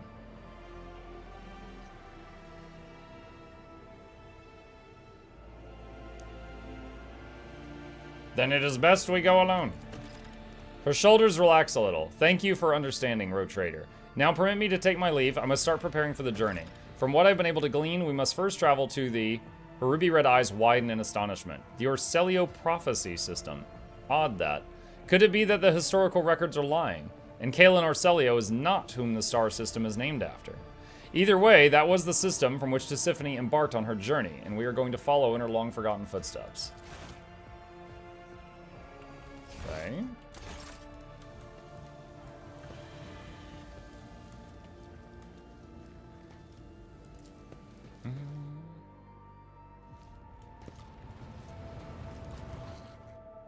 What? Wait, what? I was trying to... Wait, I hope that's loading the star map. It looked like my guy turned and walked the other way. Okay, it's fine. Alright, where is Dargonis? Okay, we're here. Alright, you know, I haven't opened the colony thing in a while. Let's see. Dirty bureaucracy. The requisitioning of religious ties from other worlds in the guise of the ecclesiarchy gives the opportunity to keep a portion of the proceeds. +3 profit factor. But this will cause unquenchable greed. The rogue trader has been contacted by a high-ranking Administratum official who previously helped with reclaiming a relic of Saint Cognatius from House Corda. He enjoyed the generous bribes and would like some more. In exchange for the riches requested, he promises that an error will creep into the Administratum's calculations so that all provisions from the agri-world of Mercus Alpha will be shipped to Dargonis instead of the Navy's orbitable fortress. Cemetery of the Faithful. Flagship gets bonus evasion. Blocks the ability to build maglev railways. Construction of routes that allow the delivery of relics to every corner. Requimator. Whenever the wearer kills their target with a melee attack, all enemies around suffer damage. 1000 face relic. Benevolent protection. All allies get more health. The monks demand a great work. Thousands of faithful with skin entirely covered in scars in the form of lines from scripture. Ah! What? Why are you so crazy? Alright, let's get dirty bureaucracy for now. Alright, Janus. Science of Virtue. That wasn't there last time. Eyes of Joyus. The wearer's psi rating increased by +1 against demons and for each rank of dogmatic. That's pretty insane if you were dogmatic. A psi rating is like a multiplier for your psychic powers. All of the corruption on Janus originated in the sophistries of unholy scholars. Reverend Hieronymus Doloroso, a preacher of the cult of St. Drusus, is going to visit Janus to perform a procedure of blessed delimitation of the agri-complexes and demarcation of the irrigation systems. Instead of relying on the advice of godless genitors, he will be guided by the wise examples set in hagiographies of the saints, the teachings of righteous scriptures, and the pious sacred geometry of the iconographers. May faith triumph over the sophistication of soulless metal. Blocks you from building the Rose of Zamarkin. Do I care about that? I do. I do care about that. Alright, Dargonis. Got some grenades. Chip is like yelling about something. Say, decree on diligence lowers complacency. That's... oh, here's some stuff. Oh, profit factor +4. The due date of the tithe approaches, and by using corrupted schematics, it's possible to keep both psychers and the gold. Yeah, we were going to sell use of people. Psych. Praising the masses, the patronage of architects and other artists will allow the creation of amazing and monumental works marked with the road trader's likeness. Yes! Make a statue of me! Lord's presence is required at Phoebos 6. Oh boy. Let's see, Holy Servitude. Provide Drusians with convicts as pilgrims for the arcs. A marvelous compact weapon in the form of a ring that allows the wearer to use a Melta scorching area attack once per combat. Blocks the project Extractium Metallica. The master artisans of the Adeptus Mechanicus deepen the mines of Phoebos 6, where thundering seismic cannons will tear through rock to precious ores. 5 Extractiums. One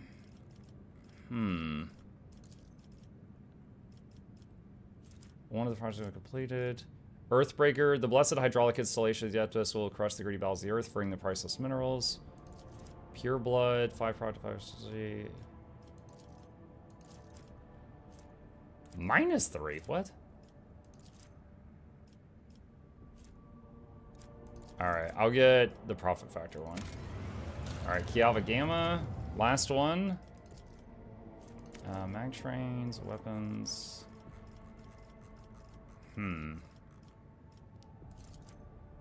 Planet's manufactorums are only as efficient as its logistical system. Lex mechanics predict a major growth in the world's overall manufacturing output if haulers and airships make way for powerful mag trains speeding along a web of long-distance railways. Do it. Alright, do I need to go to Dargonis or anything? Okay. So, that's Dargonis, right? Yeah, and I need to go there for that one quest in my log. I don't remember what it was, but that's the step it was on. Alright, Dargonis.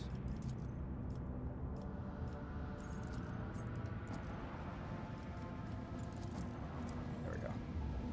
Had to find the right spot, it let me click on it. Alright, land, and yeah, bring the normal crew. Hello, hey Jabbers! How you doing? Chip wants blood? I don't know. Dude, I posted that picture of him laying on that stack of blankets last night, and he was still on that when I went to bed, like 5 hours later, and I woke up and he was on it. And I was like, dude, have you moved? Like, I assume at some point he got up, used the bathroom, ate some food, then just came back to it. But it's like, he was, every time I've seen him in like 16 hours, he's been in that spot.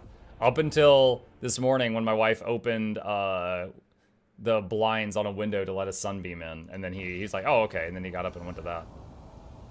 Throne preserve us. What happened here?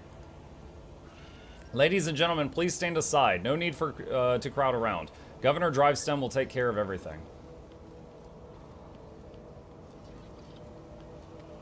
This is ridiculous. Such a thing happening right in the Rogue Trader's palace.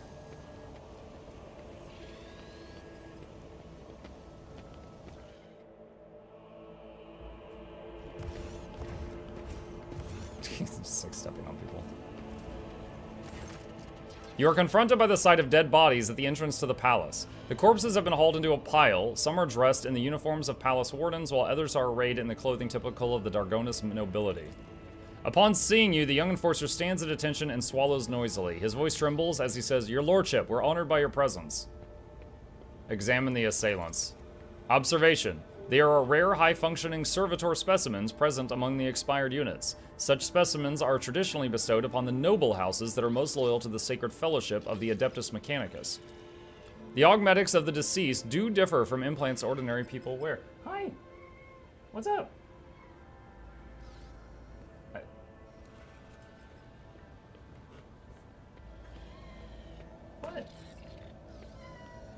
What? Why are you yelling at me? What is it?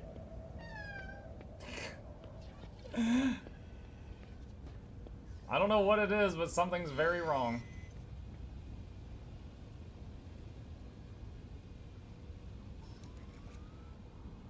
Oh, I left a blanket in that chair. I was using that blanket yesterday. Yeah, you made it spin. It didn't spin on its own.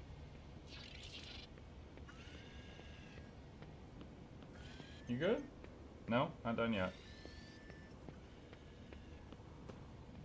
Flop. Okay.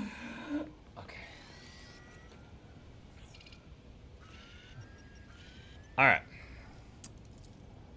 Abelard frowns. As far as I know, House Caprak has received such servitors from the Crimson Priesthood as gifts in the past, although this is my first time seeing one myself. Point at the dead bodies. What is this mess? You see, your lordship. Those people wanted to attack. The warden clears his throat. Second Lieutenant of the Palace Guard, Elam White, reporting. Shortly before you arrived, we averted an assassination attempt on the rogue trader. The palace soldiers detected intruders and engaged them in combat. Where is the court chancellor, Clementia Wersarian? I think she is with the rest of House Wersarian. Detained in the throne room, that is. Governor Drivestem has gathered all of Dargonis' nobility there to pronounce a guilty verdict against House Wersarian. Why is the governor not here to greet the rogue trader? I do not know, your lordship. Perhaps he is. The guard throws a fearful gaze at Abelard. You can probably find him in the throne room where the governor intends to put House Wersarian on trial. I will take my leave. The bodies bear multiple wounds. It's evident that they died recently. My house would be There was a proud of crumpled me. up letter in the inside pocket of the assailant's blood-soaked jacket. Bloodstained letter. Also, chip. The letter is soaked with blood. Only a portion of the text is readable through the crimson blotches. Full and discreet. Keep away from the lords and ladies. You must look like a noble to the servants and wardens. Do not engage in conversation with anyone. Your task is to avoid exposing yourself ahead of time and let the Wersarians get away while the wardens are busy guarding the road trader. Okay.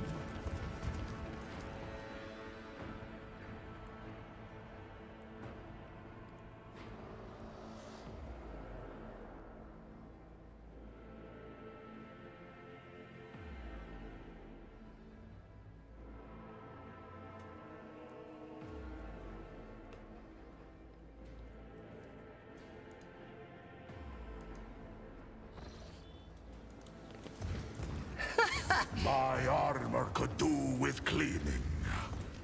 You there! We'll see. Let me through. I have an appointment with Chancellor Clementia Wersarian. My apologies, my lord, but you cannot go any further. Governor Drivestem's orders. This is ridiculous. I shall complain.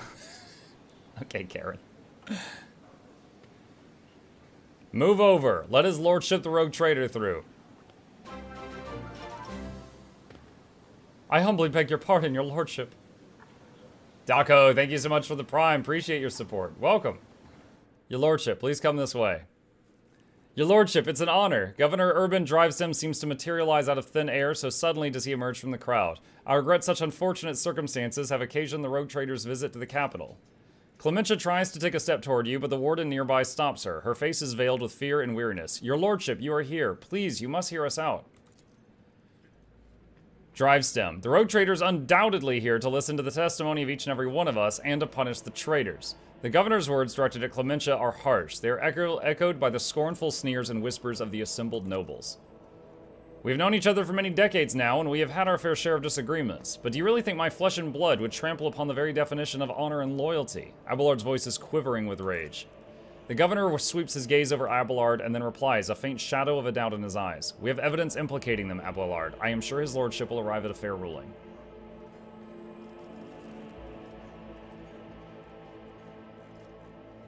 What are the charges against House Wersarian? Disruption of logistical lines, bribery of Adeptus Administratum officials, document forgery, and organizational of heretical insurrectionists. On top of evidently devastating economic impact this has had on your protectorate, these criminal acts have impeded the delivery of the imperial tithe, which in turn has drawn the Administratum's attention. An esteemed member of the Adeptus Arbites is expected to have arrived on Dargonis shortly, and before they do, we are obligated to identify and punish those responsible. What happened on Dargonis in my absence?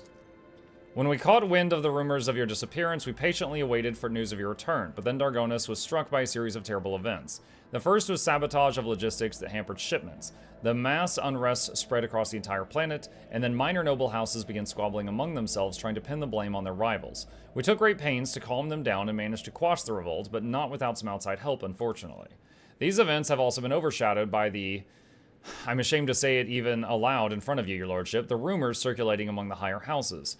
The governor stammers, then takes a deep breath. Some were calling for Theodora's true heir to be installed as head of your house, Kunrad Voigtvir, the guy who was there when she died. Not all of your subjects have forgotten his past efforts for the benefit of the Trade Protectorate. Drivestem stops talking, watching you with a tense expression. When the investigation was launched, the evidence led us to the Wersarians. Why are there dead bodies at the entrance to my palace? Your lordship, I humbly beg your pardon. Drivestem bows, once again trying to placate you. You see, right before your arrival, the palace guard discovered a plot to assassinate you. Unfortunately, the malefactors were disposed of before they could cause you any harm. Clementia, I wish to hear your account. Your lordship, House Wersarian denies all charges laid against it. She glances at the governor with defiance. These last few months have indeed been trying for Dargonis, but we have done our best to remedy the situation. My family's every effort was focused on stabilizing the capital's logistics and economy, so much so that we failed to notice the web of intrigue unfolding behind our backs. Drivestem, you aren't accusing one of Dargonis' leading noble houses of treason without airtight evidence, are you?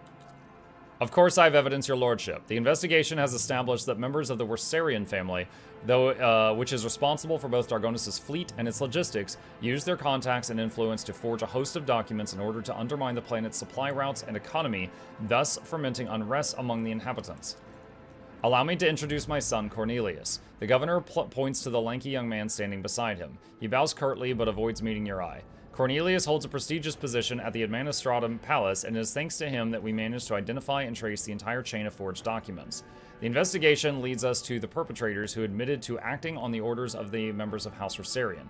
It was they who were intent on spreading the idea of restoring the title of Rogue Trader to the true heir. The young man is shrouded in a mist of gray and blue. Sickly shadows of fear are fluttering around him. Cassia speaks so quietly only you can hear her.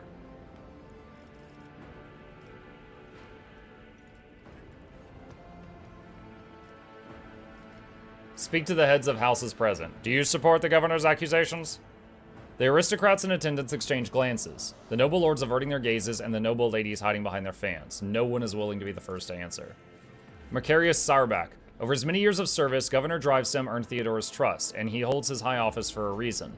Sarbak's tone is stern and imperious. On behalf of House Sarbak, I support his accusations. Gaprak. Your lordship, Governor Drivestem has always faithfully served the rogue traders of House von Valancius and concerned itself with the future of your trade dynasty. So, House Gaprak thinks his charges against House Rosarian to be sound. The augmetics hide Toriana's emotion, but her voice sounds tightly timorous. Clementia Rosarian. I humbly ask you to allow me to speak in defense of my family's honor. The evidences provided by the governor is utterly false. I cannot refute it, but I can say with confidence no one from my family has ever tried to forge documents in the Adeptus Administratum, let alone undermine the economy of your capital.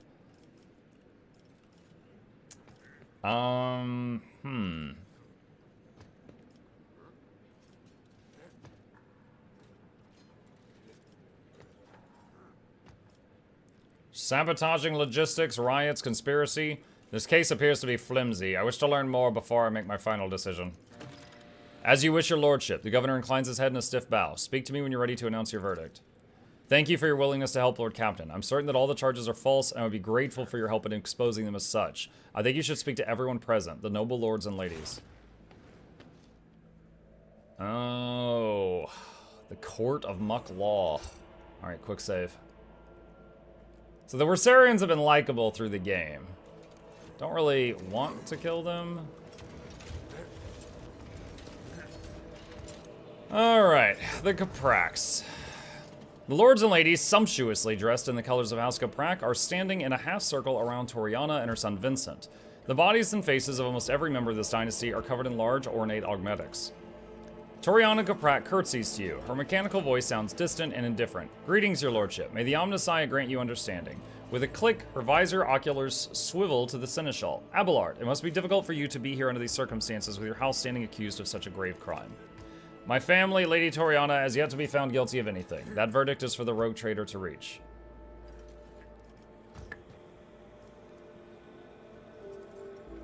I have examined the bodies of the assailants that were killed today. All of them were high-functioning servitors. Such servitors are only employed by families close to the Adeptus Mechanicus, isn't that so? It is impossible to read Toriana's emotions in her heavily augmented face, but her sudden turn toward her family betrays confusion and surprise. Perplexed whispers bounce from one family member to another. Impossible. We came here by ourselves without any servitors. We know nothing about it. Your lordship, thank you for informing us of this. You are absolutely right. My house has indeed been endowed with high-functioning servitors, a blessing for those who revere the Omnissiah. But today, none of our house members were accompanied by them. I found this note on the bodies of one of the attackers. What are your thoughts on it?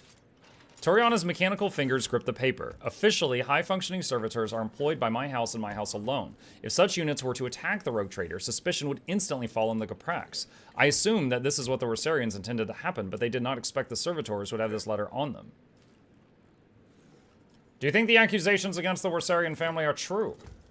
I would not take such a responsibility upon myself and rule on their guilt, your lordship. I do think Governor Drivestem's accusations are worthy of consideration, however.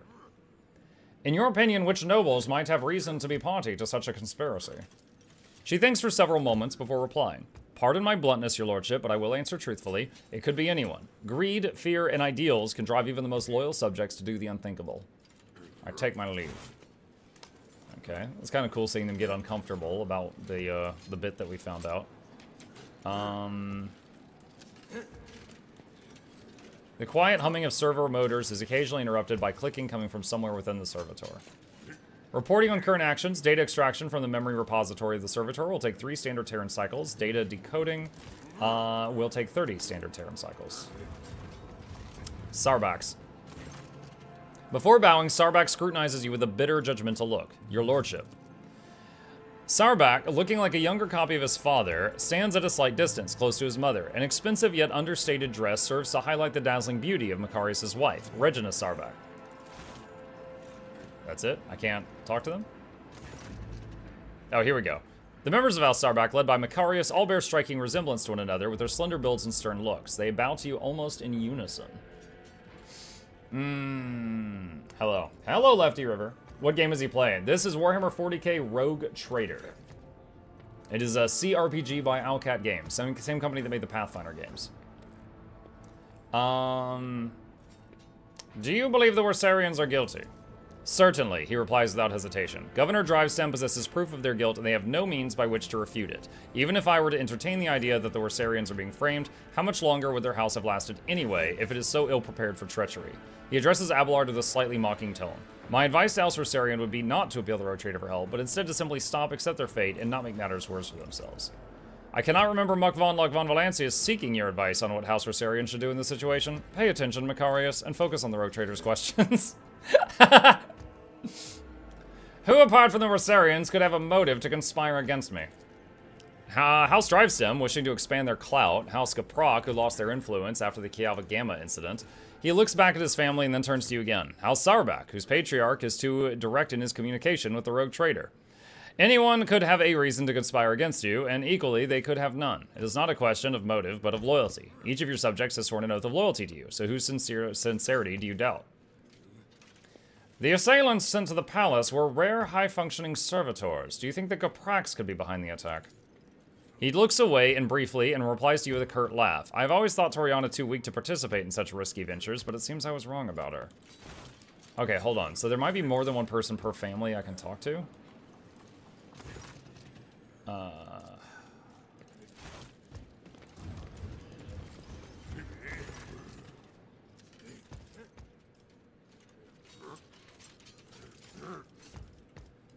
Alright, that's the same. Oh, one step at a time, amidst the madness.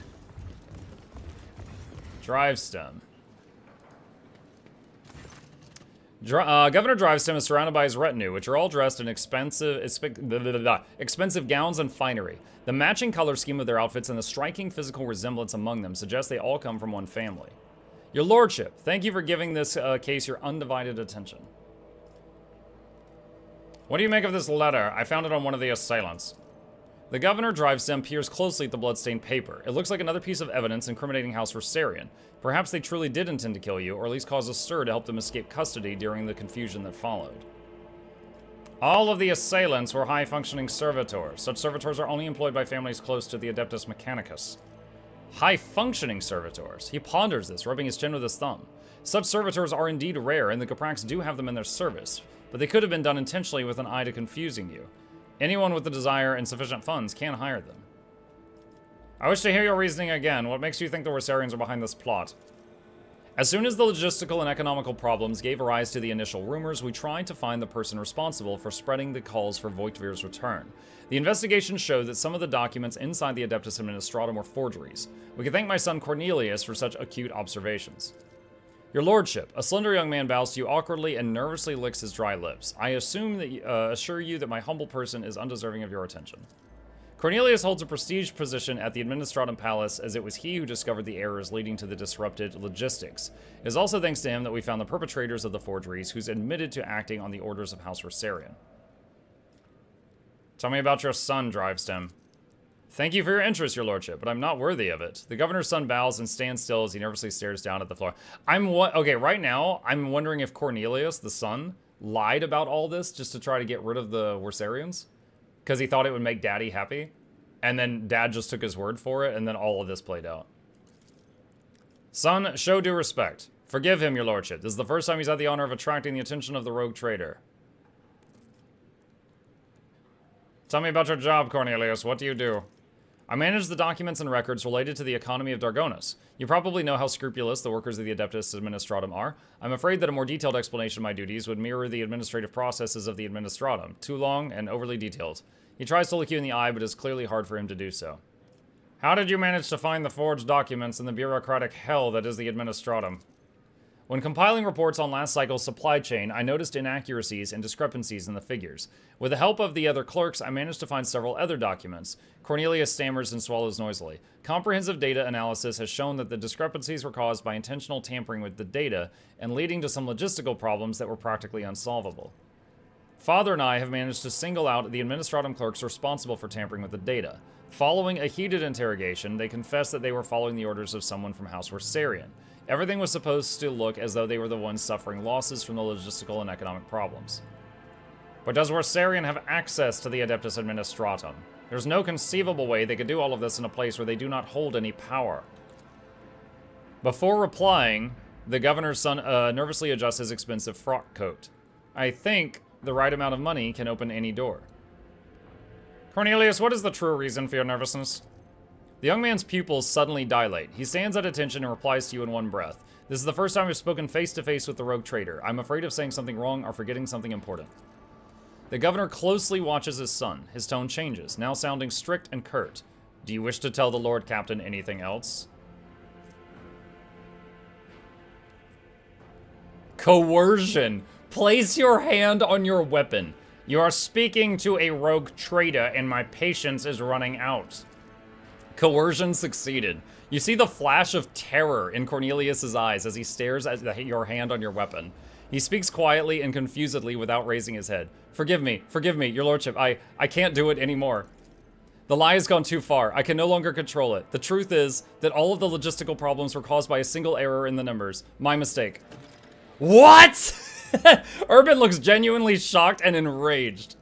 When I discovered my mistake, it was almost impossible to restore the supply lines. Then I was approached by someone who said they were a friend. They did not give me their name, and I never saw their face. They promised to fix the problem. All I had to do was pretend that the Rosarians were responsible for the mistake, and as for the rest of the evidence, they promised to arrange it all, and Cornelius is suffocating with fear, unable to speak.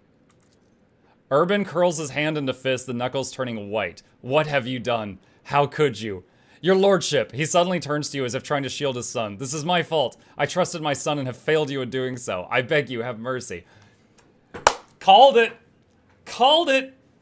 I was a little wrong thinking the boy did it on purpose, trying to get daddy's approval, but was right on how everything played out from there. I just didn't get the spark right. Lefty River says this game have PvP. No. This is a single player story game. Abelard shakes his head, and you called my family's honor into question, Urband. Nevertheless, I harbored no desire to kick a man when he's down. Lord Captain, the confession you've obtained means that House Rosarian can now be cleared of all charges. But we still do not know who is behind the forgeries, the riots, the plot, and the assassination attempt. Someone is committing the foul deeds and sowing chaos right under your subjects' noses. To leave that stone unturned would be dangerous.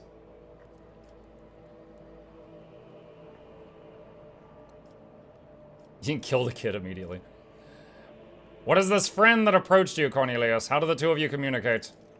By letter. I received a letter out of the blue one day. It was unsigned, but the person writing already knew about my erroneous calculations. They offered to help me cover up my misdeed, and in return, I would name the Rosarians as the ones who sabotaged the supply lines. All I had to do was gather together some documents and reports that were listed in one of the letters, that and keep my mouth shut.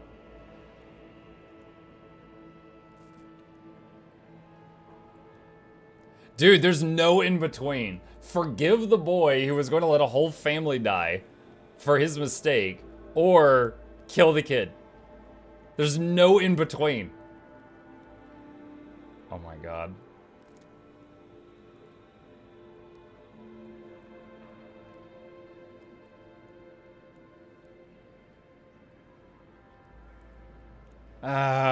We've been playing Iconoclast so far. So, we are of the people. You choose our right, yeah. I feel like, okay, here's my thought. We're Rogue Trader, right? We control many planets. We have to have people under us we could trust. I think if we let this kid live, this guy is going to feel seriously indebted to us. Like, this noble family is going to be kissing our boots because they were the cause of all of this. So I think the play is to let him live, and they owe me big time. Urban, your son has found the courage to admit his mistake. I will try and find some compassion for him in my heart. Thank you, your lordship. The governor bows low, then gives his son a look full of bitterness and frustration. And as for your position, I think you'll be reassigned to a role requiring less responsibility. Summon everyone. I'm ready to pronounce... Actually, wait. I'll return to you later. Hold on. Let's see if there's anyone else in the room we could talk to find out about the assailants. There will be no peace in my wake. Okay, here's the Rosarians. As you draw closer, the wardens step aside, bowing respectfully, allowing you to approach the Rosarian family. Clementia, tired and slightly disheveled, is the first to bow her head to you in deference. Several men and women behind her follow suit. Your lordship, the woman stammers, as if lost for words. Accept my most humble apologies for failing to greet you properly, and my thanks for agreeing to speak to me before making your final decision.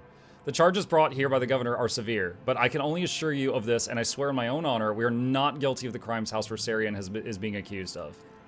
Clementia. A hint of sorrow creeps into Abelard's voice, belying his stern facade. You are acting head of the family. You are supposed to take care of each and every family member. Now you are being accused of treason and collusion against the rogue traitor, and the entire family is facing death. How could you let this happen? Abelard, what the crap? Didn't he just say I'm not gonna kick someone when they're down? Dude, he is not just kicking. Dude, he put on a steel-toed boot before this kick.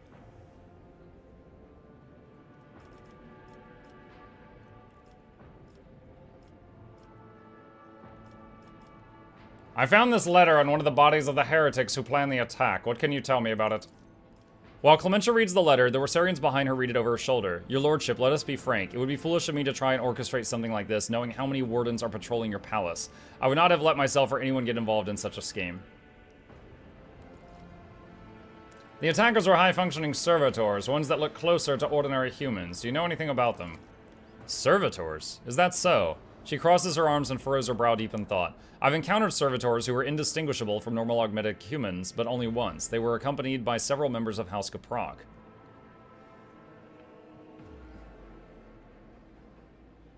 The governor claims you forged documents in the administratum. The fleet is the primary remit of House Rosarian. It is our responsibility. Logistics and supply routes are another area of our responsibility. We have no direct influence on the inner workings of the Adeptus Administratum. The first large-scale deliveries were cancelled after quantities of food were miscalculated by clerks in the Administratum. Then we were faced with incorrect weather data and a meager fuel budget. It was clear that the cause of all these problems was the calculations performed in the Administratum. In one way or another, but no matter how many times we asked, we could not obtain any clarification on the matter. If you are not guilty, who is? Who stands to gain by framing you? Anyone, really, she replies with a bitter laugh. The other houses consider us unworthy of our position and would jump at the chance to get rid of us and gain control over what was once our domain, the planet's fleet and logistics at the very least. Lady Theodora chose to grant noble status to House Rosarian, but the other houses, which have served in the Expanse for millennia, did not welcome the decision. It has led to some difficulties.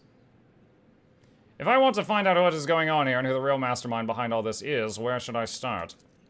I'm afraid I cannot be of much help. Talk to the representatives of the other houses, eavesdrops on their retinue, perhaps you will hear something unusual. I'll take my leave. Alright, I'm wondering if there's any other evidence we can get. Curiosity sings in my veins. Wait, why are all these servants on their knees? What's going on here? You claim you knew nothing about the attack, is that right? I'll put that in your file. When you end up in a penal world, the warden will be interested when you read it. Please don't send me to the mines. I'll tell you everything I saw. I'm just a subject, my lord, a loyal subject of the Emperor. I serve only him and our esteemed rogue traitor. Okay, that's just looping at this point. Alright. Summon everyone. I'm ready to pronounce my verdict. Governor Drivestem tensely bows and replies without hesitation. Understood, your lordship. Allow me to prepare everything. The many faces are watching you, each and every one awaiting the rogue trader's verdict with bated breath. The charges brought by Governor Drivestem were fabricated. House Rosarian had nothing to do with the orchestration of the riots or the plot against the rogue trader, and yet this matter is far from concluded. A wave of shocked murmuring sweeps through the gathered nobles, then quickly gives way to oppressive silence. Not so much as a whisper interrupts your speech.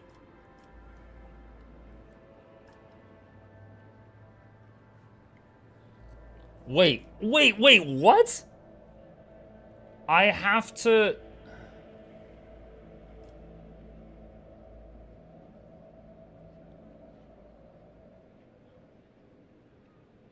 I did not realize I would have to do this. I have to pick a different family and peg the crime on them? I thought that I was just finding the Rosarians guilty or innocent. Like, that's it.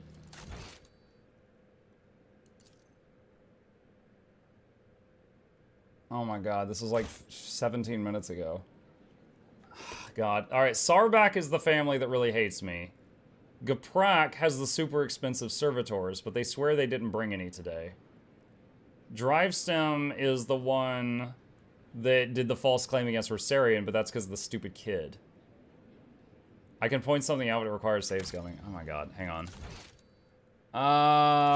Dude, okay. Alright. I thought the whole point of this court was to find Wersarian guilty or innocent, and we found enough to prove their innocence. I did not realize it was going to immediately ask me to then, you know, punish someone else to death.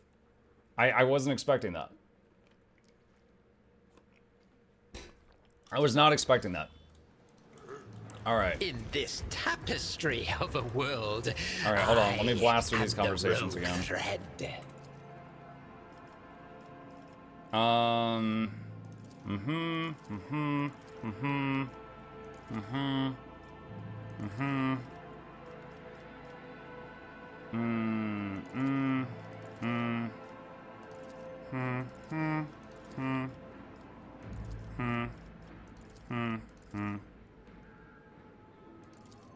And then he admits the crime.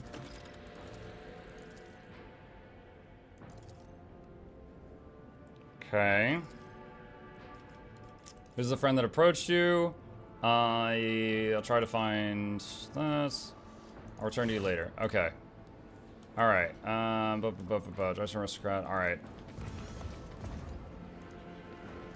The Rosarians have taken things too far. It is lucky Lord Urban managed to uncover their grubby plot quickly. We are loyal servants to the Road Trader, the true heir. The Rosarians are nothing but a bunch of upstarts. What have they ever done to deserve their standing? Long live the Road Trader. Glory to the Road Trader. Patience? My nerves are frayed. Alright, Proc. Yeah, continue. Do you think the accusations are true?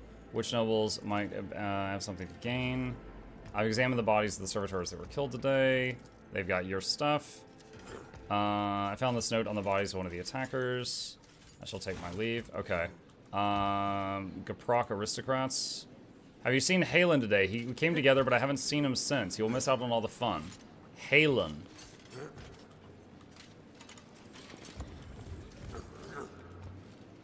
How could the Rosarians act like this? People are saying Theodora wanted to name someone else as their heir. Nonsense. There's only one Road Trader. Does Governor Drivestem really have evidence of the Rosarians? Does he have evidence? The heretics deserve to be exposed and executed, even those among us. People are saying Theodora wanted to name someone else. Nonsense. Halen, yes, I did see him briefly. He looked awfully tense, like he was fit to explode. I think he was headed toward the entrance hall where the altars are. Do you think he knows something about the Rosarians' crimes? Ah! Maybe Halen is... okay, so we're going to go to the entrance hall after this and see if we can find him. Him? As if. He never had any business with those arrogant Parvenus. Arrogant Parvenus. Okay.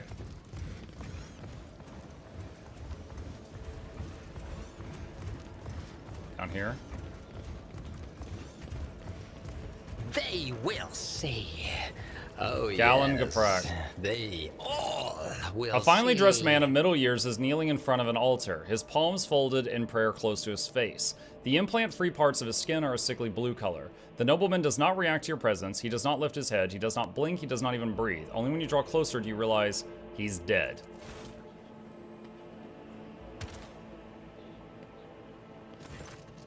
Abelard looks at the man, his eyes grim. The colors of House Gaproc. I do not believe he decided to take his own life in such an extravagant way. As far as I know, there is a warden post here, but I do not see any wardens. The Seneschal looks around. There is no one to ask about what happened here or with whom this man spoke to before he died. I would like to ask Urban where the palace guard suddenly disappeared to. Bro, what? I can't use the awareness of my party or the Medicae of my party. It's using Muck's skill, which is bad. Hello, hi Oscar. You closely examine the body, but cannot identify any wounds or any other causes of death. Pascal's visor emits a series of clicks. He points to the dead man's neck without hesitation. I am registering an injection site. There are no visible wounds on the body, but near the edge of the gold-trimmed collar, you notice a tiny puncture in blue skin, likely a wound caused by a thin needle. Medicae. Death found this man in the middle of a holy prayer to the Emperor, but it's impossible to determine the cause of such a quick and eerie death. Search the pockets. You discover a secret pocket in the lining of the dead man's luxurious jacket. You find a folded piece of paper inside, hiding behind a handkerchief embroidered with the initials HG. Short note. Look around. You're almost certain the wardens are usually stationed nearby, but their post is empty. Where have they gone? This would be an excellent question to put to Governor Drivestem. Step away from the corpse. Alright, so we've got a note. Short note, make sure the rogue trader is attacked by someone loyal. It should appear as if this was all staged to let the Rorsarian family escape. This is the last assignment. Soon your debt will be paid in full.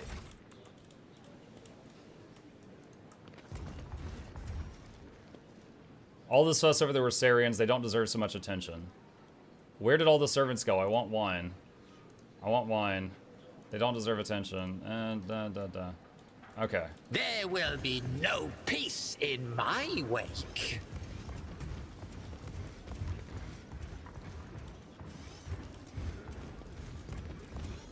Alright, quick save. Since now we know we not only have to just to prove their innocence, we have to find someone else's, you know, guiltiness.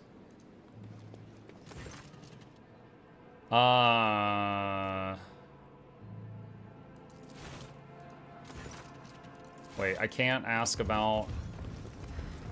Hold on. Alright, let's go to the Caprax.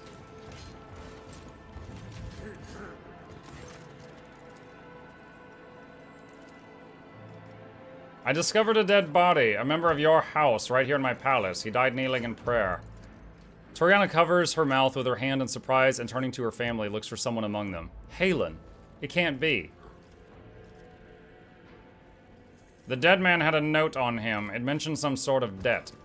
Let me have a look. Oh, Halen, you fool. Forgive me, your lordship, but I have nothing to say. This is the first I've seen of this letter, and I have no idea what kind of debt it might refer to. Halen was it? Tell me about him, Toriana. Halen is one of the lower-ranking members of House Caprock. Despite his advanced age, he never held high office, but he was forever striving to better his position, even beyond his abilities. Many members of my house struggled to cope with the misfortune that befell Kiava Gamma and our family. Some members could not reconcile themselves to our new position. Halen was one of them. What could have happened to him? Toriana's visor oculars are fixed on the floor, her fingers restlessly clenching in the fabric of her dress. Toriana, the time to keep silent is long gone. The future of the Von Valancius trade dynasty and your house are both at stake now. We lost Kiava Gamma, a truly devastating blow to every member of House Caprack. I lost all hope for the future, and my kin lost their sense of purpose. We needed time to recover and chart a new course for ourselves. We were and still are more than capable of doing that, but I will not deny it. The other houses have offered us their assistance for their own self-serving ends. Perhaps Halen decided to take them up on one of their offers behind my back. The seneschal bows ever so slightly and speaks quietly so that only you can hear him. Lord Captain, the Capracks, or all or perhaps some of them, are definitely involved, but I suspect that they were not behind the plot against you. Helen Caprack could be nothing more than a puppet in the hands of a deaf puppet master. We could expose whoever that is if we are to prevent the pestilence of heresy from spreading further. I am listening. Interrogate the heads of the Drivestem and Sarback houses. One of them has been pulling strings here. Once we uncover new evidence, announce that the guilty party will be publicly executed. Before you pronounce the verdict, I suggest focusing on each house in your indictment speech, and I shall observe them. I have known these people far longer than you have. I know all of their gestures, habits, and behavioral quirks. I'm sure that I'll be able to determine which of them was responsible for the riots based on their behavior. Okay. Alright, quick save again. Now do this correctly. Before bowing, Sarback scrutinizes you with a bitter, judgmental look. Your lordship. Hetka Sarback, looking like a younger copy of his father, stands at a slight distance. Okay, blah, blah, blah, blah.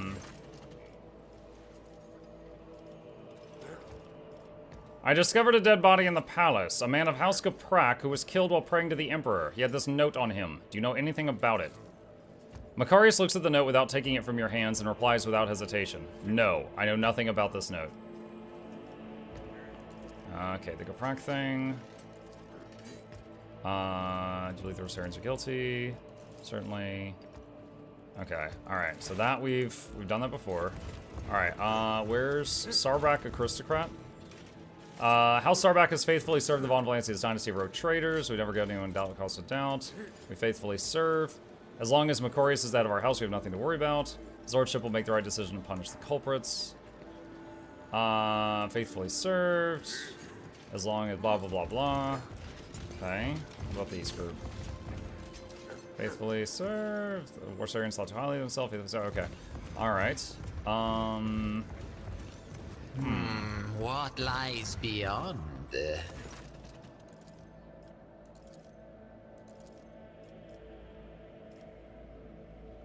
So you found one of these notes on a body. Let me be frank, this isn't us. Our functioning servitors. Encountered some from House Caprock. I discovered the body of Halen Gaprak here in the palace. He had this note on him. Do you know anything about it? The younger members of House Rosarian family crowd around to examine the note in Clementia's hands. All present are beset with worry and bewilderment. I am not sure if it is relevant, but perhaps you should know. Since the fall of Chi Alpha Gamma, House Gaprak has been faring poorly, to say the least. They have been looking for ways to enhance their influence and to improve their lot, including asking for help from other noble houses. They have not approached us, of course. It is shameful to seek help from those you consider your inferiors, you understand. But perhaps the drive sims of the Sourbacks can tell you more about this matter.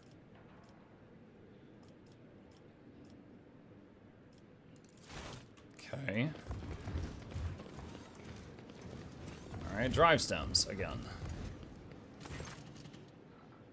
I found a dead body in my palace. A member of House Gaprak was slain in front of the altar. Do you know anything about it? A member of House Gaprak was killed in the palace. The governor's eyes bulged in surprise. And no one noticed? But there were wardens posted at every altar. There was no one near the deceased. The wardens have left their posts. Did you order them to do so?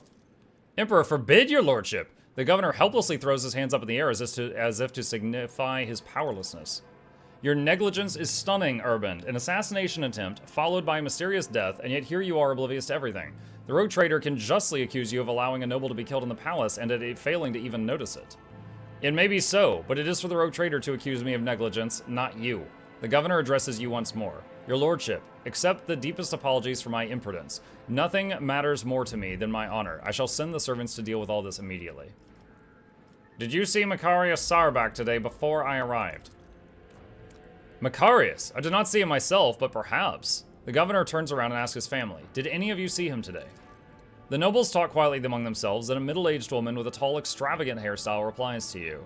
I think my sister and I saw him sitting on the bench some distance away from the palace's entrance. We think he was accompanied by a gentleman, but forgive us, your lordship, we could not make out his face. Lead me there. Of course, consider it done. It took me a solid minute to realize the cat on the camera.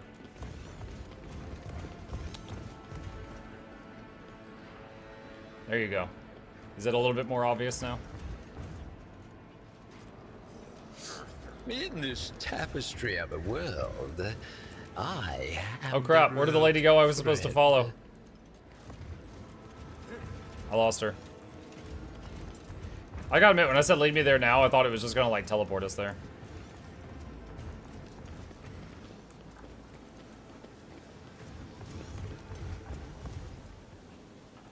Where'd all the servants go? Servants. Your lordship, are you leaving already? Everyone is waiting so eagerly for your verdict. I humbly ask you to speak to Governor Driveson before leaving. Curiosity sings in my veins. Your lordship, are you leaving already? Everyone's waiting so eagerly for your verdict. I humbly ask you to speak to Governor Driveson before leaving. I'm not trying to leave. I'm trying to talk to people. Where'd all the servants go? I want wine. One step at a time amidst the Where'd all the servants go? I want madness. wine. Warden. Long live the rogue trader. Wait, can I not step outside? Quick save again. So I talked to that lady. She was supposed to lead me to a bench. I blinked for a second and she disappeared. I didn't see where she went.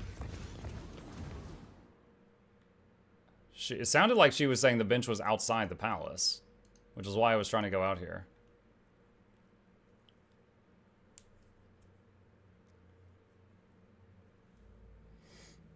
Hey, Mug, it's chat. Not gonna say because I plan on playing this in the future. Gonna carry on watching the Loop Hero vibes. No problem, Theo.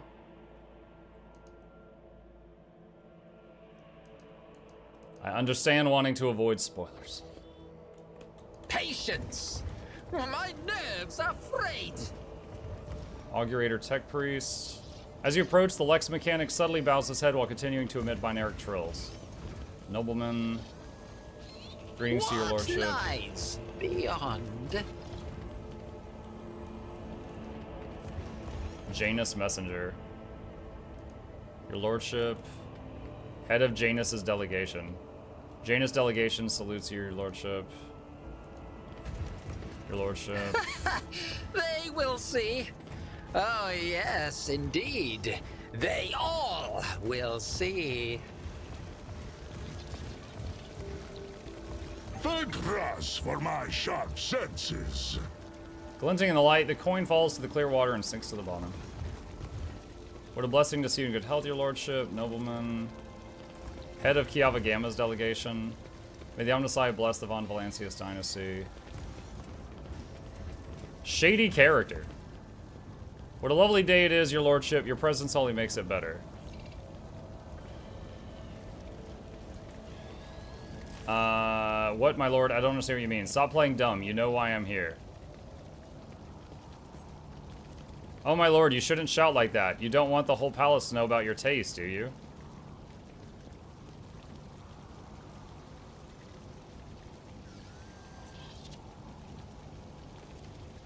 Here in this case is everything I promised. Perfect transparency, excellent sharpening.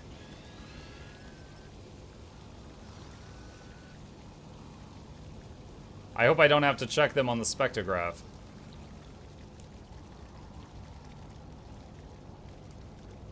My lord, do you think, who do you think I am? Have you ever had a problem with our product before?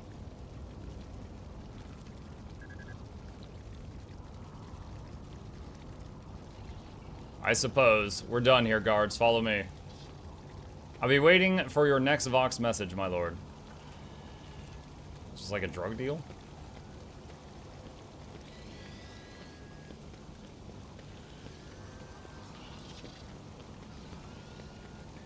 In this tapestry of a world, I am the rogue thread. Hold on, where is the bench? Hold on, I'm scrolling up a lot.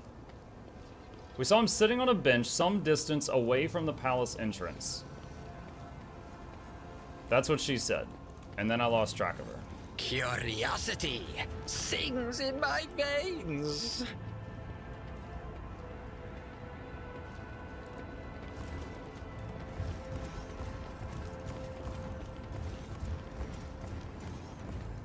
Okay, here's some benches. Oh, I think that's the edge of the level. The bench is inside, it's misleading. Oh, is it? But I found a shady character and everything. Alright, well. Hi. Hi, Wookie. Wait, what's your name? Wookiees are people too. Oh, wow. You would like Neovalar.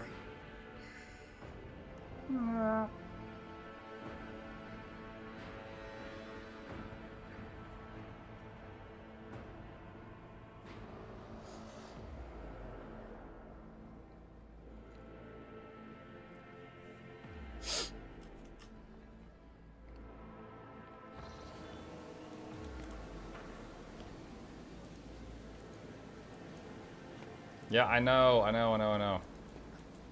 Alright, well, there's the palace entrance, so a bench some distance away. Could it be any of these? Doesn't look like it. This is my room. There better not be anybody in here.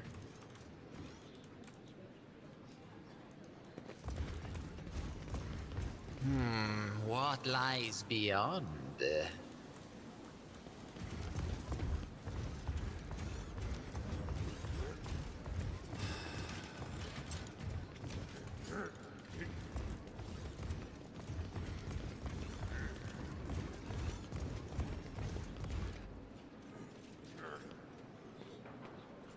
My lady, please calm down. Did you see what happened here? It was terrible. They seemed to be ordinary low-ranking aristocrats, what with their tasteless, gaudy clothes, and then they pulled out weapons. Goodness gracious, pass me the wine. I do not remember anything else. Throne have mercy, I am quite overcome. I need to sit down.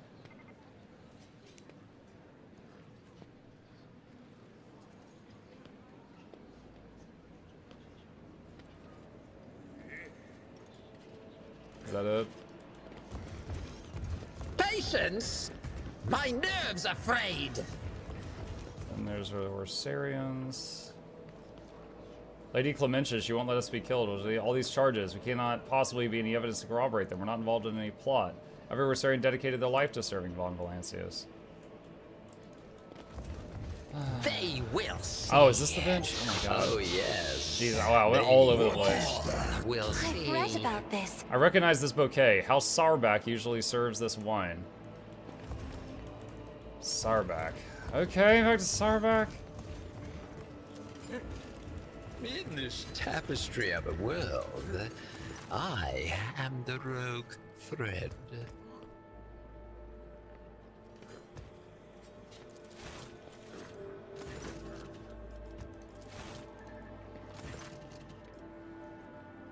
Doesn't let me say anything about the wine.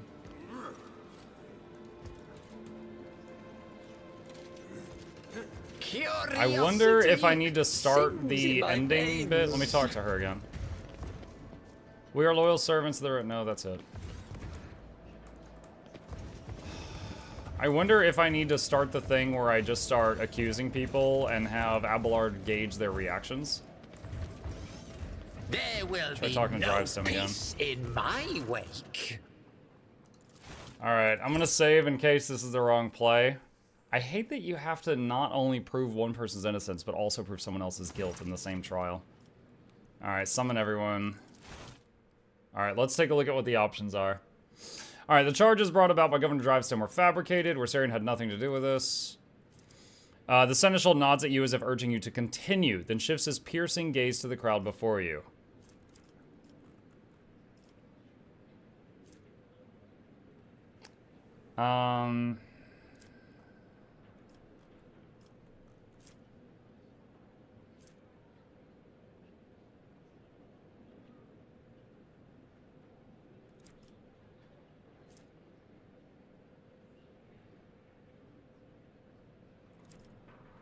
Reading the options, just a second.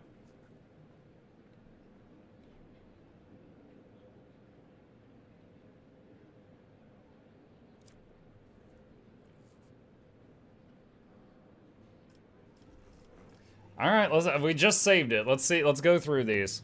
Urban Drivestem, you have accused House Wersarion of violations that were in truth the result of a grave error committed by your son. The governor closes his eyes, fear and shame getting the better of him. Some faces in the crowd look confused and surprised, but you see more wearing expressions of self-satisfied contempt. Abelard looks from the governor to you and suddenly shakes his head as if to say it's not Drivestem pulling the strings. Toriana Gaprak, a member of your family, orchestrated an assassination attempt against me here in my own palace, and though he has already been found dead, his act is reason enough to forever brand your house as traitors. Mocking whispers creep through the crowd. Toriana is trembling faintly. She still does not raise her head, perhaps out of fear of meeting her fate face to face. The Seneschal's hard gaze softens. An elusive gesture, but visibly only to you, conveys the message. Toriana Gaprak is guilty only of her own poor judgment. I know House Sarbak offered their help to the Gapraks, and the late Halen Gaprak seemed to have accepted the offer. I suspect you are responsible for his death as well. Sarbak furrows his brow and slightly cocks his head. He averts his gaze for the first time, as if trying to remember or make sense of something. You notice restless movements behind him.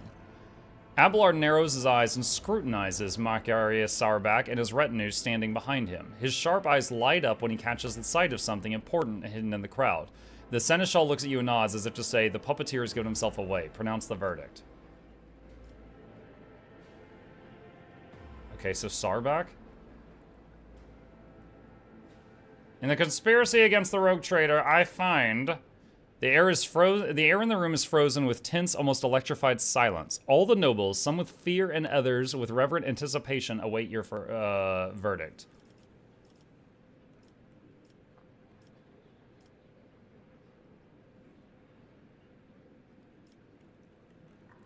House Sarbak guilty. Seneschal, you may take it from here.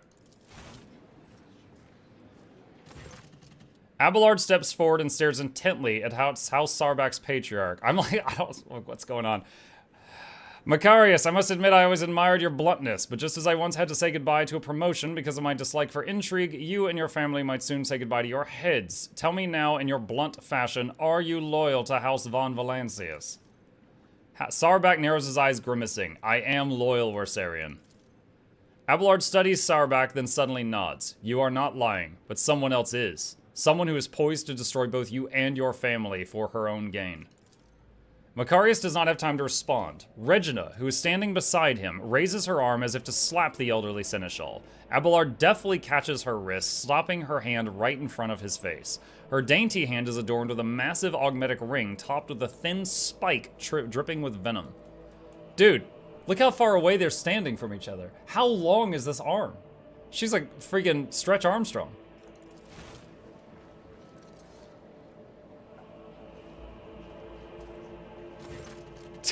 Sarbak shifts his confused gaze from his wife to Abelard, then back again. The stiff arrogance has vanished from his posture. Regina? You? Mother. Upon realizing what has happened, Hedka recoils from his mother. Macarius, your bluntness makes you an open book. When I talked about helping the Gaprox, you had no idea what I was referring to. Your wife, on the other hand, her eyes started shifting like you would not believe. Regina Sarbak, you alone betrayed the Rogue Trader, jeopardizing the prosperity of the Von Valancius trade dynasty. And you alone are responsible for your unmasking.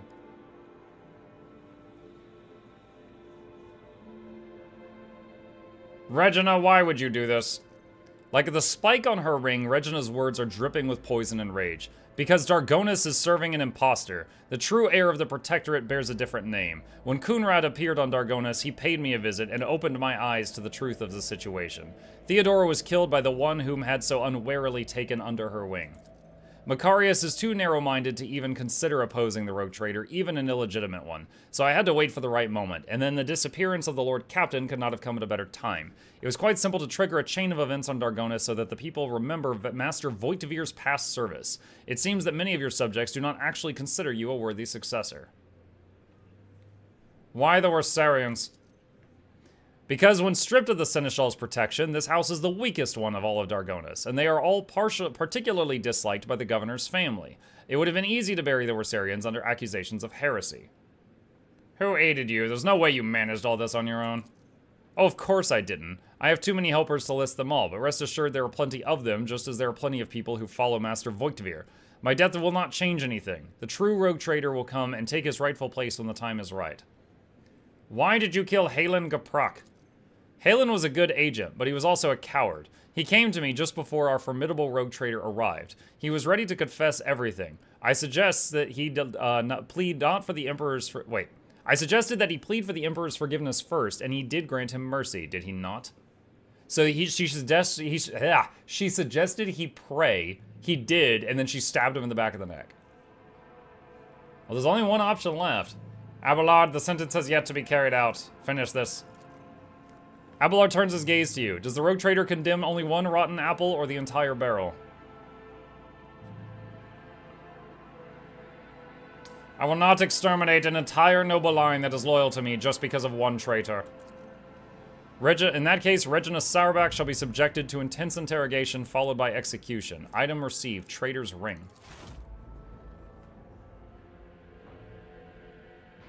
Rob says, hi, Muck, got my Soto Sky Scale following your guide. Thank you. You're welcome, Rob. That's awesome. Glad it worked out for you.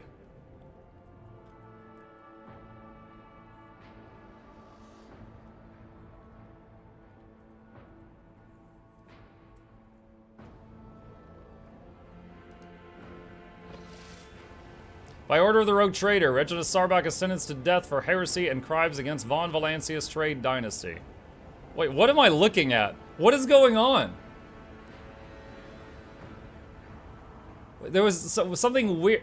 Oh my, jeez, what is happening? Dude, the crowd had like loincloths that were just flapping all over the place. Also, I think this lady's supposed to be on the table getting tortured, but she's like on the ground and he's just standing on her.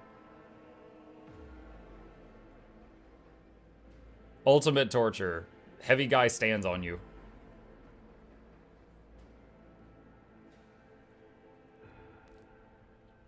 I think there was a graphic bugging out with the crowd there.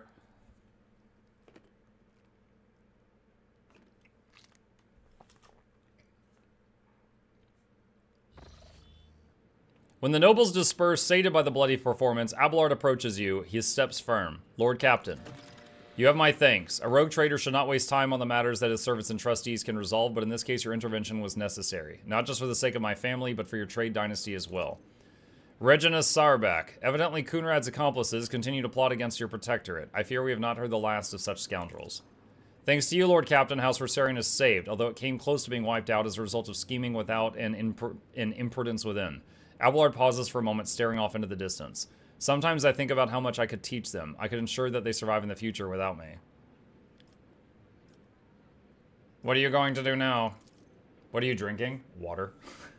Yeah, vodka? Yeah, I got my big gulp of vodka. I need time to reflect upon what happened and the role I played in it. I think I'll be ready to resume this conversation later back on board the ship. He bows to you deferentially and turns away lost in thought.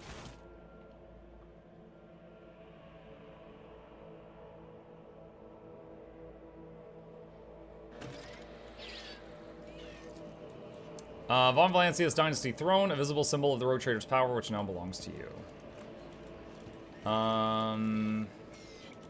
Pascal. My appearance has caused a slight disturbance in the ranks of the servants of the Omnissiah assigned to the palace. Analysis of the performance of rituals and maintenance litanies has produced a satisfactory result. I think it's kind of cool that the tech priests, when they see each other, they start dancing. Not what I was going to say. They all start like beeping in binary and they immediately realize like who is like, you know, most in charge, and then the lesser rank one bows.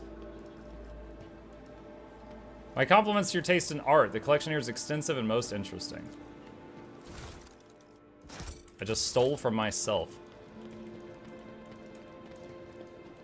Where's Clementia? There she is. Your lordship. She looks away from her data slate. I hope your stay on Dargonis will be beneficial to your physical and mental state. I understand that the heir to a protectorate must have... she's acting like we didn't just save her life. That's kind of disappointing. How about a little gratitude? I could have just let him execute you, like, right on the spot. Okay. Let's see. Head back down here. Did y'all clean up that dead body? Alright, good. Alright, back to the ship. Technically, the Inquisition is the same, but being mostly human, they have to yell at each other for a bit instead of the beeps. But yeah, it's like Pascal walks to the palace, and they beep at each other, and they're like, oh shoot, he should be in charge. Alright, sir, here's our work if you want to review it. And he's like, satisfactory. Yes. But they just do it really, really fast, because of the binary. The binaric hymns. Oh, the Space Marine guy is here. First time we've had him on Dargonis. Let's see what he says. I do a few things. Who you sentenced to death? We found the real person. It was the wife of the Sourbacks. A good Void Drekar and a respectful crew, but you cannot compare it to a wolf ship.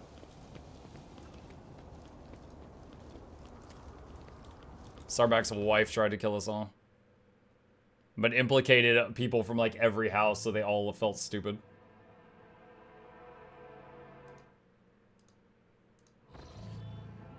Alright. Jay.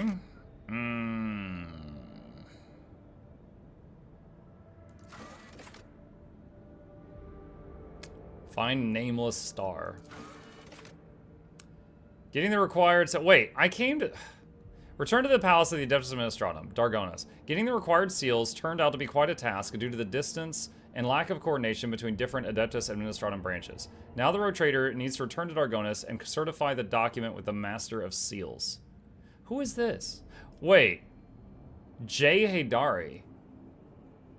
Wait, Jay's not even in my team. She never joined me. This is bugged. I never had Jay join my team. There's someone at the front door. My wife is talking to somebody. I'm just keeping an ear out.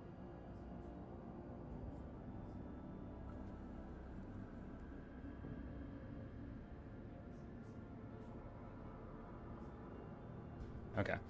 Let's see. All right, so this one, this shouldn't even be here. Let's see.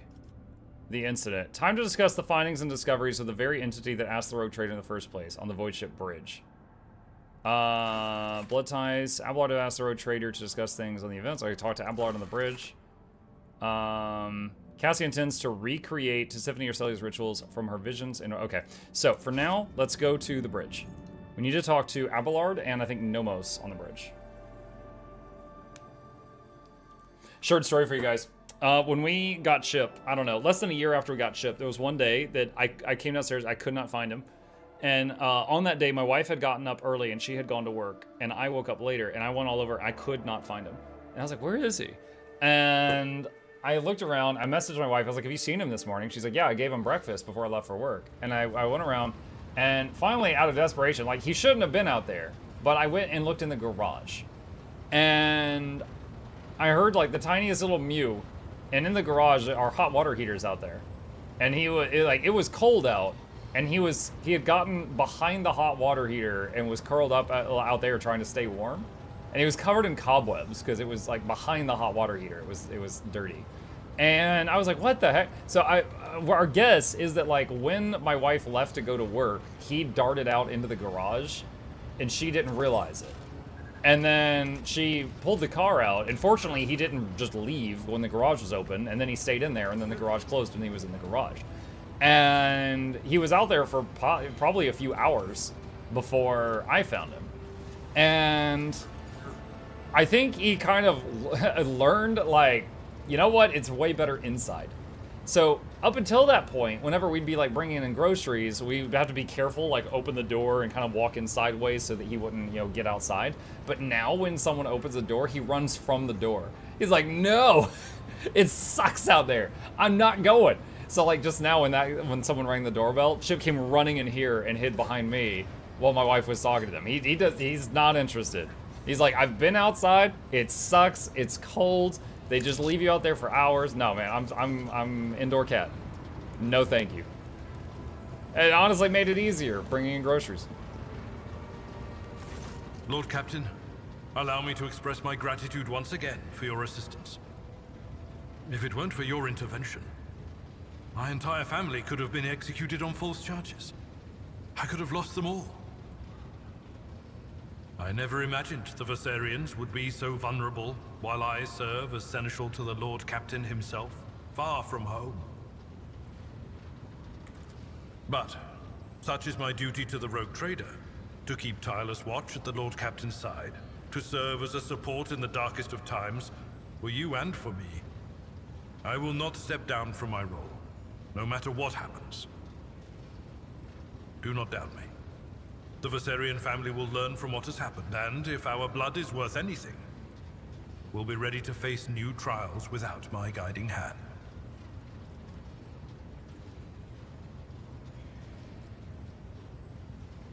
I need you here, Seneschal Viserion. Your steady shoulder is all I have to lean on without fear of treason. Also, you're my tank. Thank you for your high trust in me, Lord Captain. I will continue to live up to it. Well then, Lord Captain. It is time I return to my duties. Is there anything else I can do for you? Does the voice actor continue through the whole game? No. So Kurosame, let's say like chapter 1 of the game, like everything's voice acted. After that, only really important plot points are. If you've been here for the last few minutes, you probably heard me reading a lot. It's mostly like that after the first like chunk of the game, and then, you know, moments like this. Lord Captain. Alright, so Nomos. We're going to talk to the computer now. The massive figure of the Malatech Asclepius is frozen before the cogitator in a praying pose. Without raising his head, he addresses you. I salute the ruler of this ship. I see you have found your great spirit, Asclepius. I have found a miracle, and the end of my worldly road. I have never seen and never will see anything more meaningful than the spirit of Nomos. In the face of its multitude, we are all nothing but the fixed values of an erroneous function.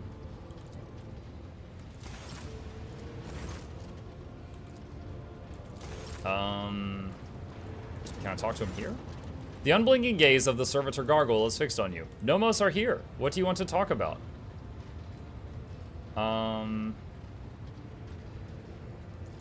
Okay, there's nothing to say.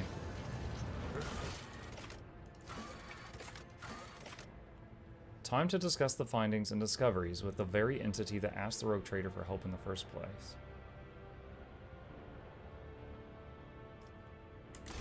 Let's try this again.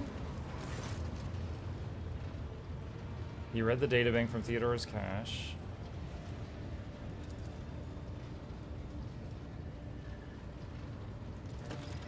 Oh, okay, hold on. Let's scroll up. All right. Muk, you read the databank recovered from Theodore's cache, and then you said the incident marked the beginning of Nomos. What did you mean by that?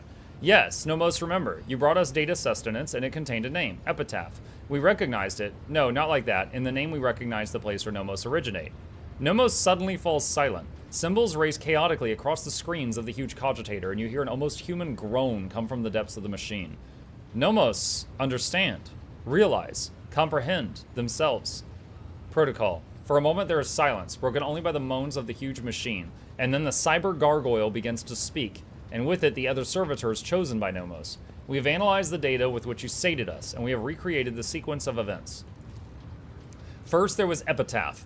It is a world, but it is merely a case, a container, for something we cannot name and cannot understand. Theodora and this ship have been to that place. Something was lifted up from the world, a gift. A trusted priest in Crimson, one who identified himself as Amarnat, comprehended the gift raised from Epitaph. From it, he created what the databanks list as a tech blight.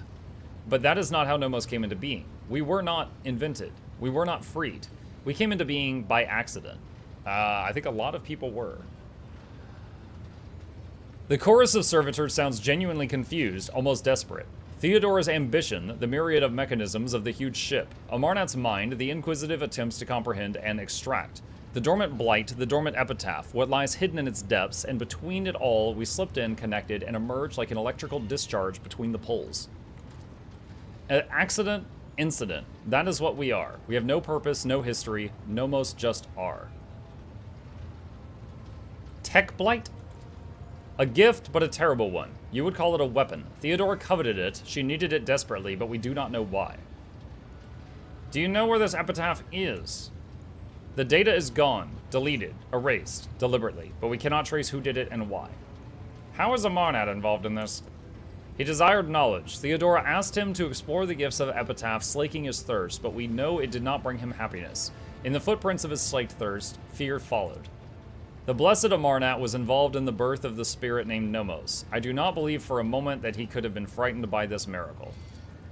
It was not us he feared. He did not know it, but only suspected. His mental processes were occupied by the tech blight. That is what he feared. He wanted protection from it. The ship was on Epitaph. Amarnat traveled aboard it, investigating the tech blight, and Nomos was born as a result of the incident. So how was it possible that no one in the crew knew the whole truth? The truth was hidden, deliberately. Your officers' memories were stolen. All the cogitators' memory banks wiped. It took you feeding us the truth bit by bit for us to piece it together and understand. Who has the resources, the knowledge, and the power to accomplish such a feat? It would have been beyond the capabilities of the blessed Amarnat himself, and he would never destroy knowledge.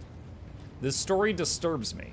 It sounds like an echo of the sacrilege whose name is the preservation of ignorance. The spirit of Nomos must be protected from the encroachments of that power that try to conceal the truth of its birth.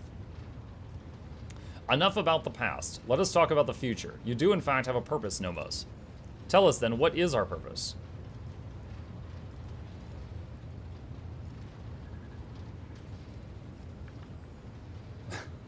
To serve the light and truth and greatness that is the Imperium. To serve the light, to serve the Imperium. The chorus of servitors dutifully repeat your words, but seemingly without understanding them. Nomos is preoccupied. The huge cogitator continues to sing its creaking song, running unknown calculations. Blessed be this spirit. A great path and great future lie before it, and we must assist it on its way. Okay. Price of power. Perform Cassia's ritual on Smaragdus Mundos. You know, I have not talked to the Sister of Battle in quite a while. I'm wondering if, let's see, where is she? There she is. If her quest has moved. Greetings. Are you ready to tell me more about yourself now? If such is the rogue trader's wish, although there isn't much I can tell, I am the Emperor's daughter and his servant. What else is there to know? Where do you hail from? Now that I can tell you, I come from everywhere and nowhere. I am the child of officers of the Imperial Guard. I was born in the hold of a warship. Grew up following my parents' deployments from one planet to another, and lost my family in the flames of a righteous war. My memory is like wafts of smoke over a still battlefield. The gray of a ship's plating. The strict cadence of life in military camps. My mother's uniform. I loved looking at it. Then, that battle. The rumbling, the shouting, and the soot. screams of soldiers burning alive, and the gold of the regiment's Aquila, untouched by soot or blood. The last unsullied piece of a world. Oh, it's that was pronounced going Aquila. mad. I've been saying it wrong for 80 hours. Does anyone know where Muck has the list of game ideas? Let me see if this command still works. That is it right there, I think.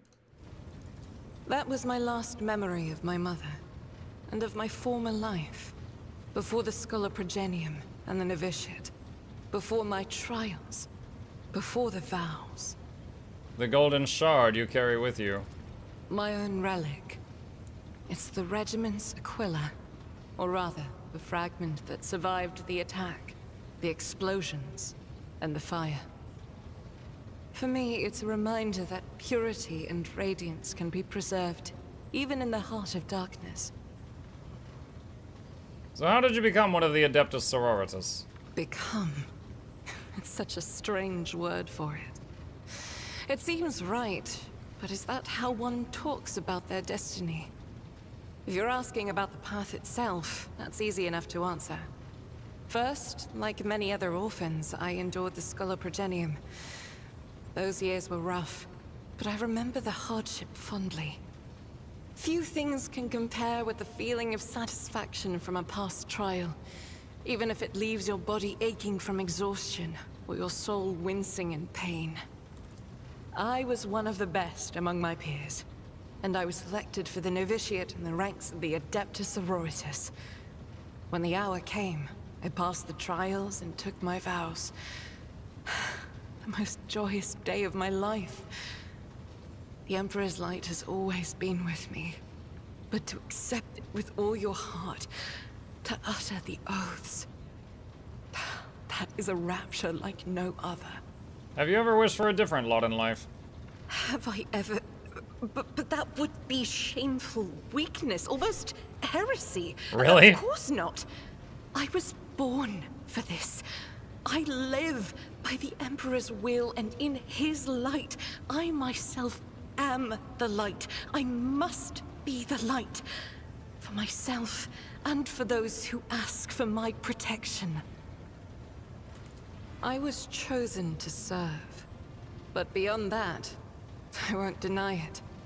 Few things elate me as much as the thought that the heretic felled by my shot will never again orphan a child.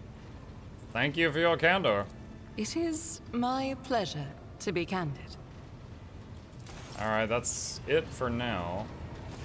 Greetings. Discuss Of course, the relic you want to find. my mission is all I can think about. Oh, tell me about the relic you're searching for. Gladly. Listen. Long ago, there was a blessed world.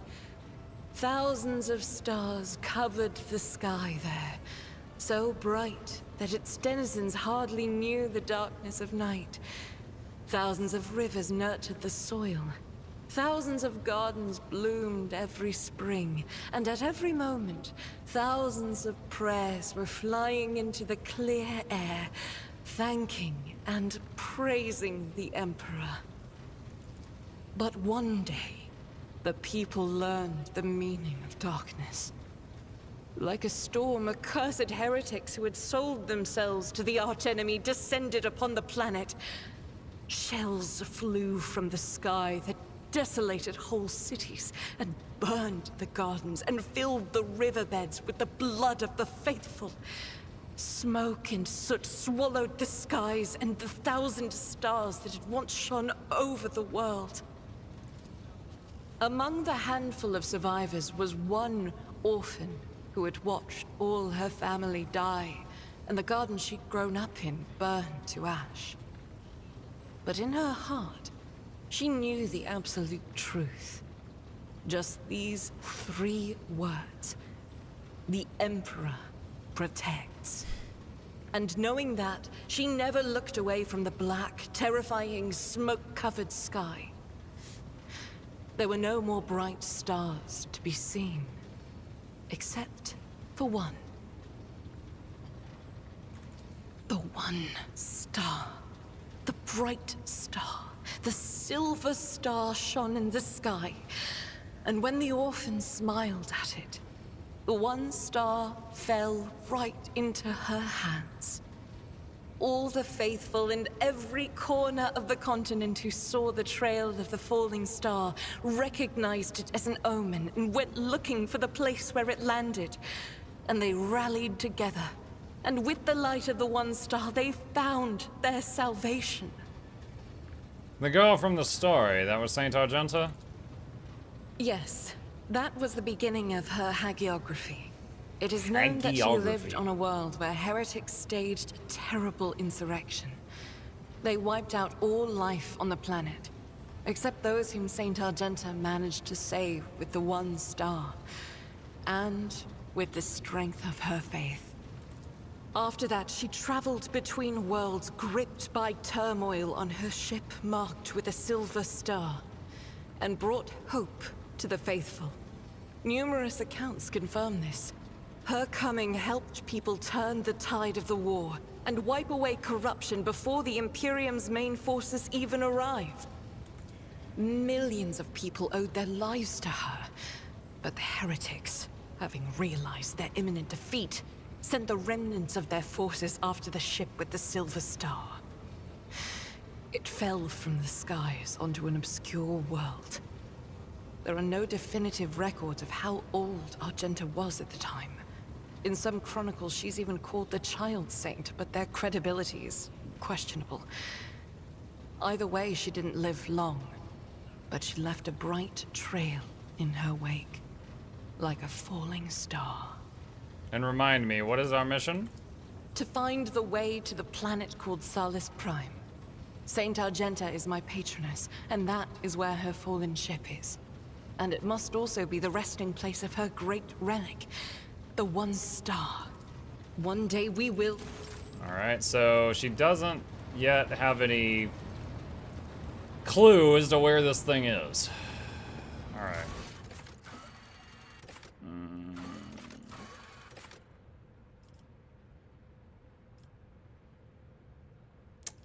This is from chapter 3. After coming to your senses in the corpse dump, the Lord Captain discovered his boots were missing. Finding them is a matter of honor.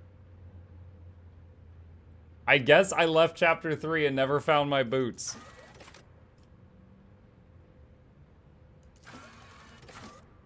I'm not sure. Is the gray ones mean you can't do them? Because like this one is gray and it's about Jay who never joined my team. So I can't do that ever.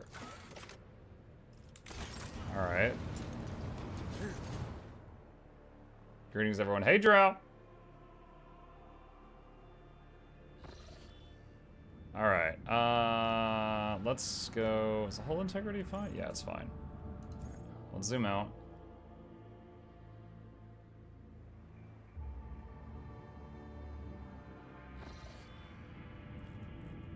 Okay.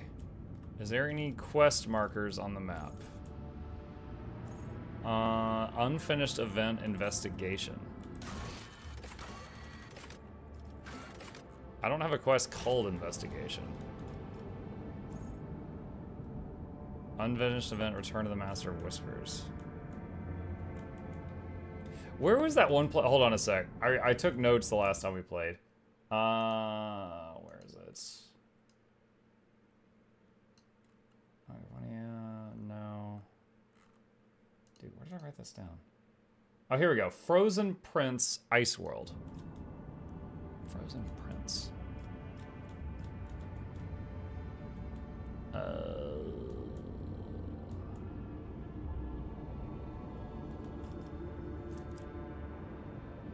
What?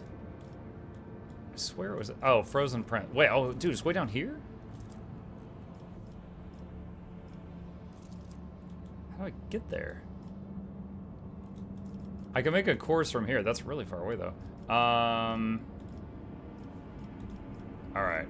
Let's go to, like, there, and then we'll make a connection from there. Ah! Lord Captain, I bring you new information about your Xeno device you discovered during your time away. Ever since your return, the tech priests have been making every effort to comprehend the nature of this mysterious technology, and they have succeeded to an extent. After many rituals and pleas to the machine god, they've awakened the Xeno artifact. For but a moment, it produced a holographic copy of a planet and coordinates that matched the location in Langren's belt. Perhaps you will wish to see with your own eyes what this destination holds. Foulstone Colony requires attention. Ugh, I have to actually go there. Not right now. Mukluk needs Mukluks. Yeah, because they stole my shoes. Alright, chart a course. Alright. Deadly trip, so we're going to get attacked.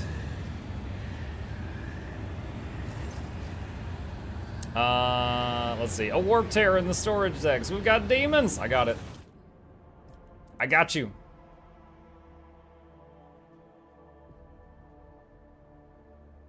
Still looking handsome. Oh my god, throwing my panties at the screen.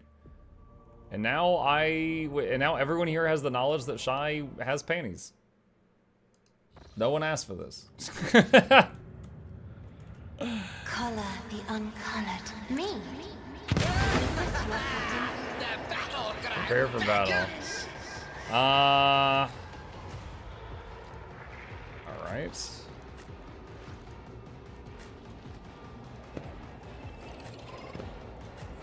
I thought I would be able to just pop that without entering battle, but here we are.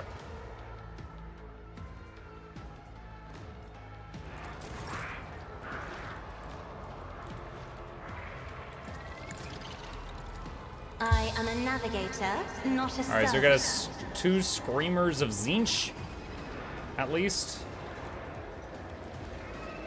Try to die with grace. Holy crap, she killed that in one hit. That's insane.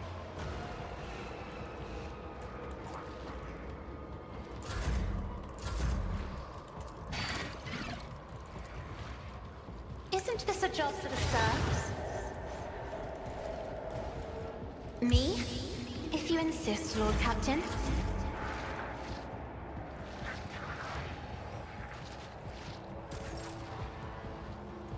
Alright, Word of the Emperor, Shield of the Emperor, give Cass another turn.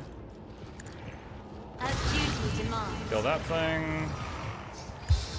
Buff Abelard. Make them angry. Maybe they'll hit each other. Nope, didn't work out.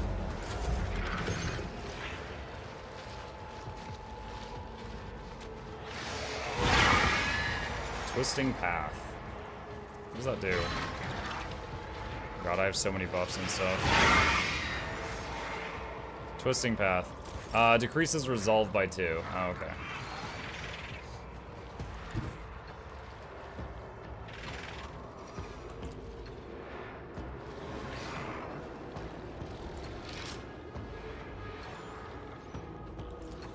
I hunger for battle. Wolves red. I don't like that.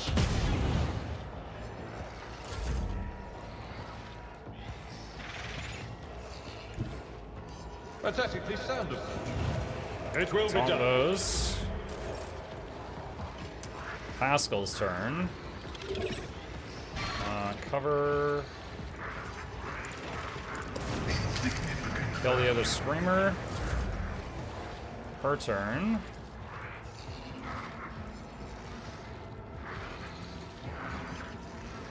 I'm not accustomed.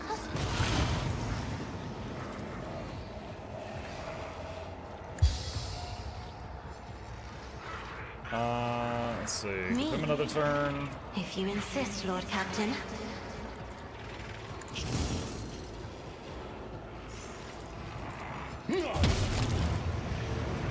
Okay.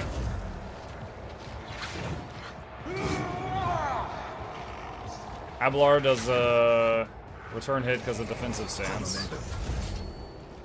Alright, give Cass some extra stats and use Finest Hour on her so she gets a bunch of turns. I am a navigator. Another foe painted black. Blast those two. Isn't this a job as duty Blast that one. If I may. Blast that one. Me. Blast that one. Isn't this a job for another Blast that foe one. painted black? Blast that one. As duty Blast that demands. one. Me? Try to Blast die that with one. grace at least. Is there anybody else? Oh, plus that one. If I Plus that met one. another foe painted black. Ah, there's one more. How dare you? Alright, give Cass another turn. Plus that one. As duty demands. Dude, it's in the stream title. She's busted. She's absolutely busted. Isn't this a job for the serfs? Oh, there's one over here. Oh, she can't reach it. Alright, blow up the Me? barrel. If you insist, Lord Captain. Yeah, get closer so I can hit you. The wolf is on the hunt. So shall it be. Wolves reign! Even torture to fight like this! One of the shots went to Abelard and he dodged it and he screamed, "Who even taught you to fight like this?" I will do my duty. The order is contrary to dogmatic protocols.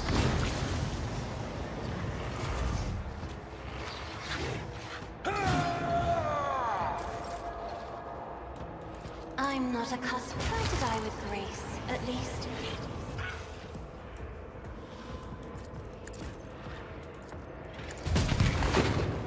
So it shall be.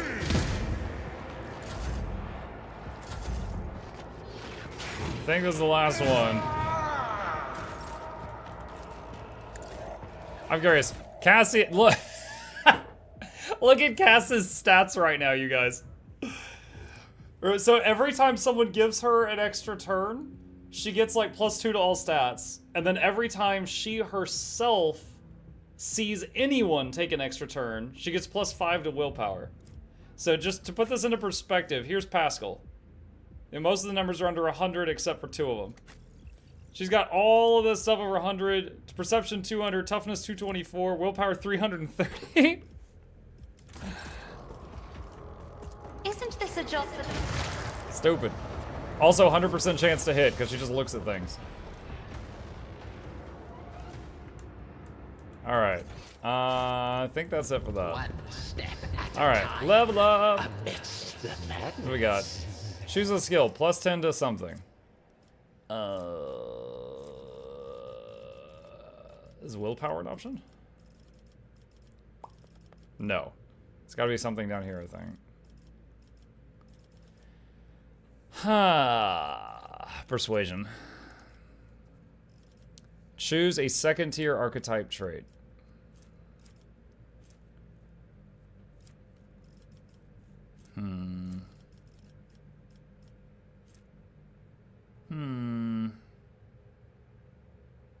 I wonder about what's the romancer. Yeah, but freaking gotta stay on her good side. Imagine a wife that when she gets mad, she could kill you with her eyes before she really thinks about what she's doing. You'd be in trouble.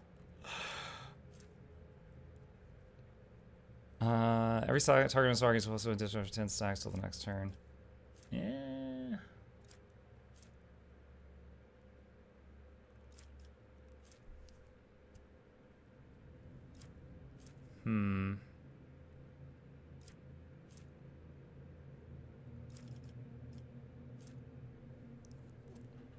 At the beginning of the Master Technician's turn, the momentum is higher than 125%. No. That's not bad.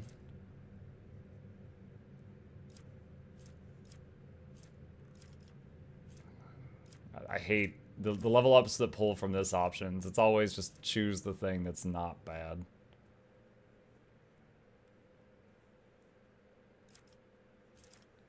Whenever effect applied with increase damage suffered by target, such is increased by half. Just do against all odds, I guess. Alright. This guy would be athletics or Medicaid. Probably let's get athletics.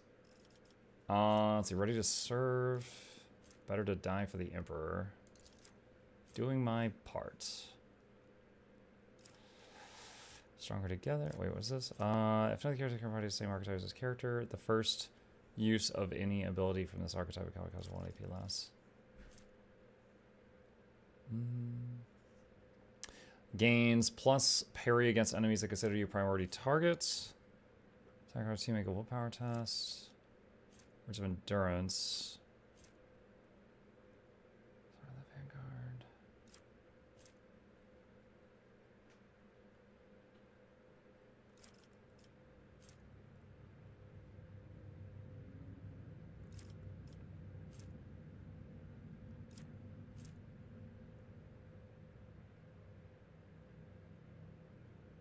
At the start of your turn, before their temporary wounds are lost, you gain a plus number of temporary wounds strength for 1 round.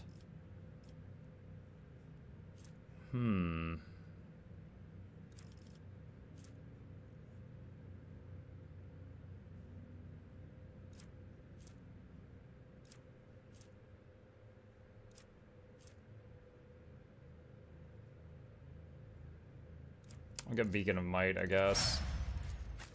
Alright. Heinrich the Loyal is very good at Lore Imperium. We'll just get that. And then we got the weird one. Let's see.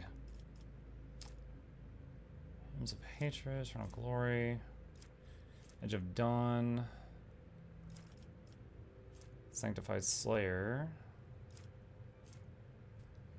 In the hero's footsteps, immediately gains an extra turn and full AP the first time any of them uses a heroic act in combat. Hey, thanks. Who was at the door earlier? A roof repair guy. Oh, did he break our roof? No. they're soliciting because of all the wind yesterday. Oh.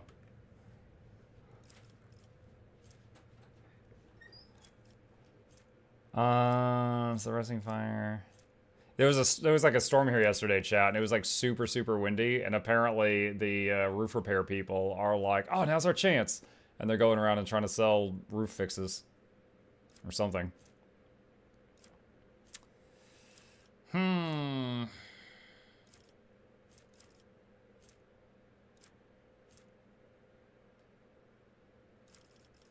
The first ability you use after the very first heroic act used in combat costs 0 action points till the end of combat. That could be okay. Sure.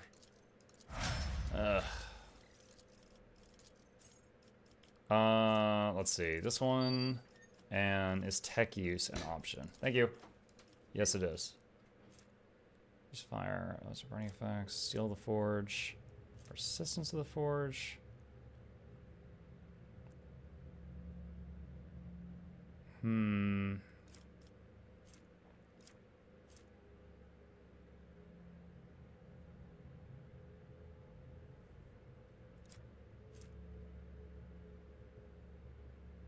Pascal gains bonus to ballistic skill with plasma and melta weapons. Oh, he's using plasma. That could be good. That's actually somewhat useful. Alright, you! Probably awareness, because that's your top thing. And say the course untraveled. Open to the warp. Enemies affected by the so minus penalty, resist just negative powers, no. Careless ways, no. Threats and faults. Unblinking stare. Undamn the Sea of Souls. This is all old stuff. All old stuff.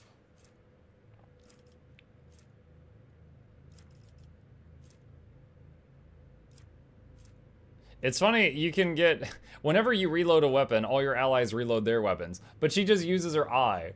She's like, reloading, blink. Like, that's all she has to do to reload. You want to get some eye drops? Master Tactician's turn, no. Ally coordination.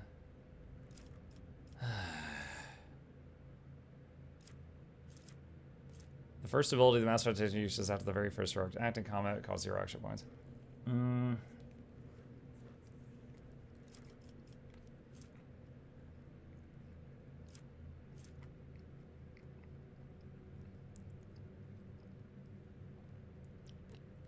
Man, I don't know. Everything's kind of meh for her at this point. I've gotten all the decent stuff.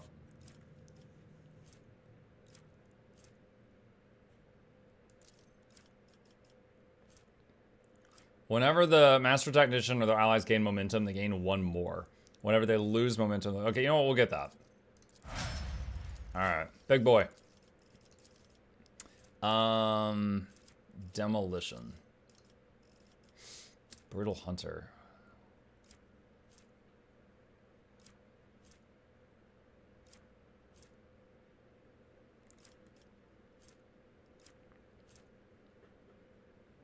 When Archmilitant attacks targets have their armor reduced by any effects by the Archmilitant, their Archmilitant does so 10% damage. Adaptability, gaining 7% increase the critical hit chance by 10% until the end of the turn. Arms Master, killing an enemy with a melee attack makes all the Archmilitant's ranged attacks this turn cost -1 AP. And vice versa, it does not sack.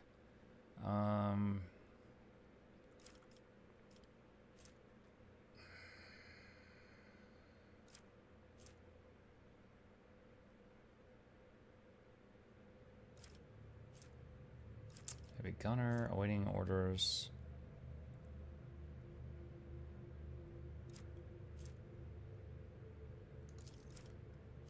Shoot the hands. Burst attacks. Reduce weapon skill of enemies hit by 10.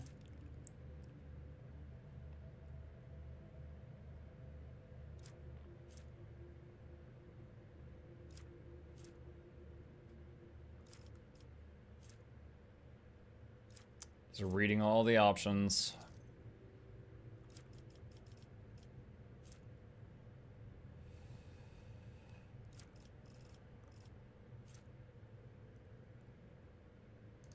Bonus damage against prone enemies, which works with when he kicks enemies and knocks them down. Alright, quick save. Reload by changing contacts. Reloading. I dropped it. Does anyone see it? No one move.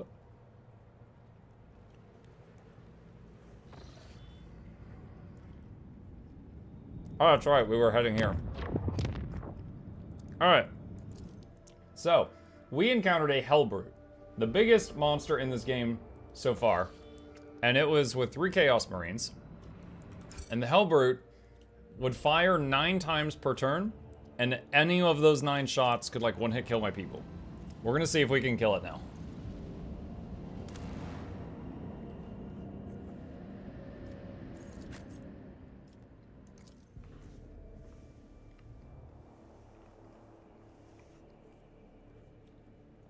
Last time, we could not. We got it down to half health, but then it hit Cass one time and she died.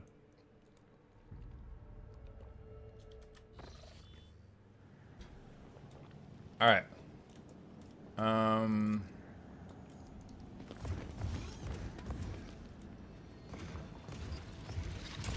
There's one of the Chaos Marines.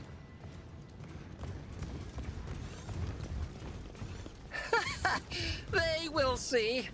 Woo! Oh, yes, Oh my God. Indeed. They all will see. That freaking jump scared me, man. Dude, this isn't that kind of game. Freaking 5 Nights at Warhammer. I wasn't ready for that. We are the Who put a spearhead friggin' of bomb the there? Imperium. Oh my God. Like, I'm surprised by how much that bothered me. I'm just walking around in this chill CRPG, I'm reading stories, and then ooga booga boom! In this tapestry of a I world, guide humanity between the am the stars. rogue thread.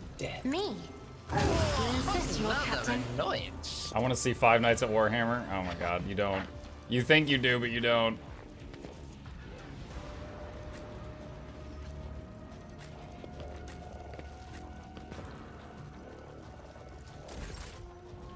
There he is. There he is. Look at his tiny little head.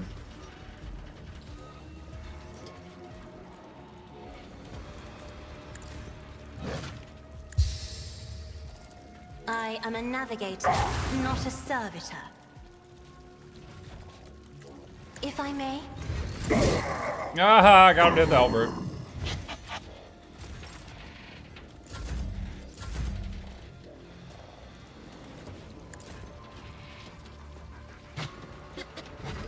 Can she reach it from here? No, it's out of line of sight. I'm I not hit that one. accustomed to being ordered around. Isn't this a job for the serfs? Ah! It's fine. Me? If you insist, Lord Captain. Wait. Did she just set him on fire? From Muck Von Luck. No, it wasn't his turn. Navigator does damage to an enemy. That enemy must pass a willpower test or become immobilized until the next turn. How did Muck set him on fire? During not his turn.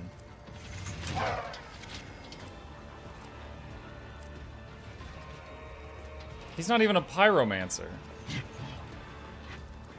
Is it like a piece of gear he's got?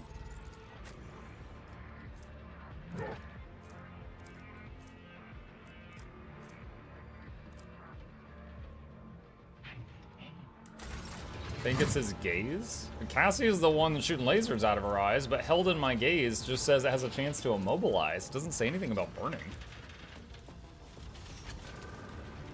Isn't this a job for the serfs? That is foolishness.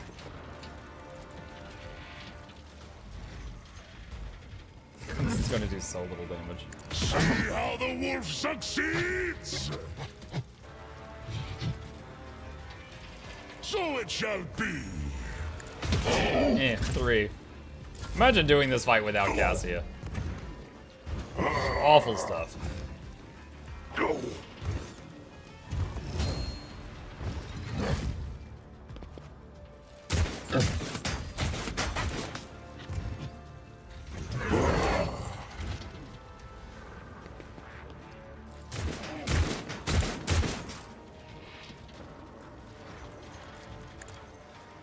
Alright, Word of the Emperor, Shield of the Emperor. Give Cass another turn. I am a navigator, not a servitor. I know this guy's closer. I need to work on getting that big guy down, though. Hit one of your friends. I'm not accustomed Oh, to didn't being work. ordered around.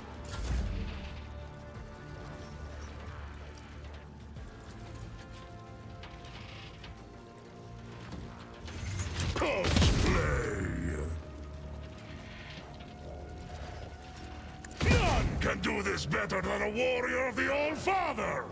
Are you sure? Because you missed all those shots.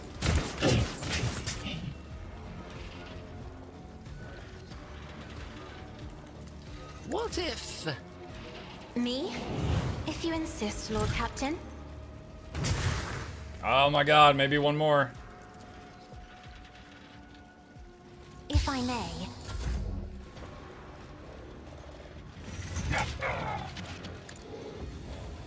Did that land? Enfeeble. Yeah, it did. Okay.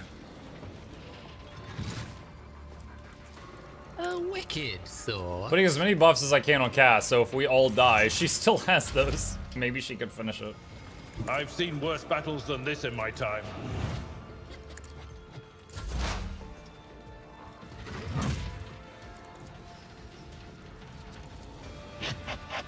The Omnicide probability analysis successful.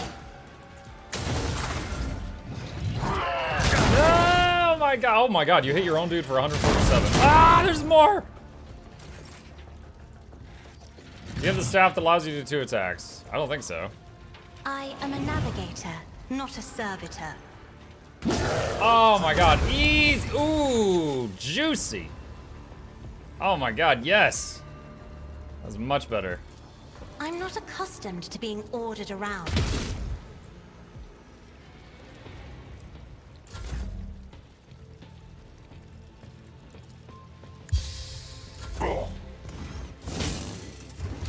No, the Chaos Marines are tough too, but Cass can kill them with a few shots each.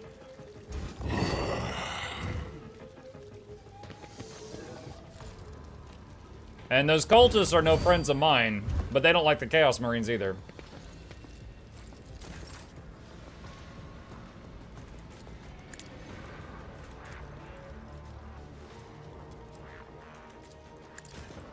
Isn't this a job for the serfs? As duty demands. Goes to the true gods. If I may.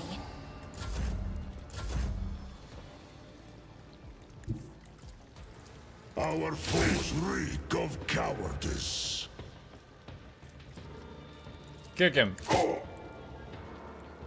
So it... Feel the icy bite of death! Mukluk hi. Hi, Boxen. Thank you. Welcome back. Finest hour on Cass. Behold my artistry! Me? If you could die with grace, at least. Alright, 2 Marines down. Kind of a waste of a finest hour. Can't reach anything else. Alright, pass the turn to I Heinrich. am a navigator, not a servitor. Hey, we heal.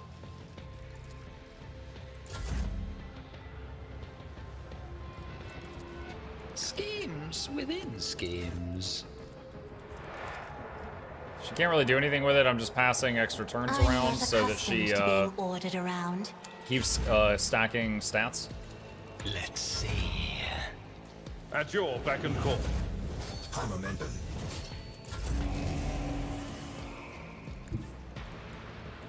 If I may, as duty demands. Me, another foe painted black. Chaos spawn.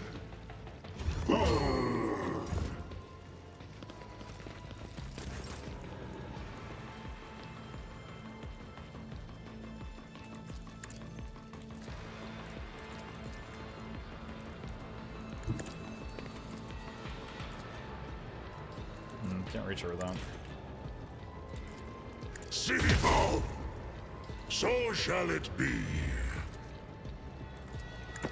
My hand is thunder. My strike is ruin. I challenge you, Damget. None can do this better than a warrior of the All-Father. How many buffs does he have so far? Versatility is up to 15. Okay. Feel the icy bite of death! Corpse play!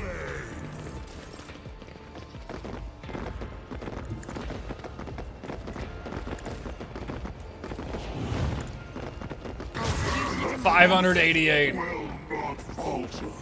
I Y'all am get a angry. navigator, Oh, it didn't work. not a servitor. Oh gosh, Ulfar is vibing. A genius at work. Indeed. Exploiters know one route. Forward. Can't use the lasers there that well. Step aside. The navigator is coming. To die with grace, at least.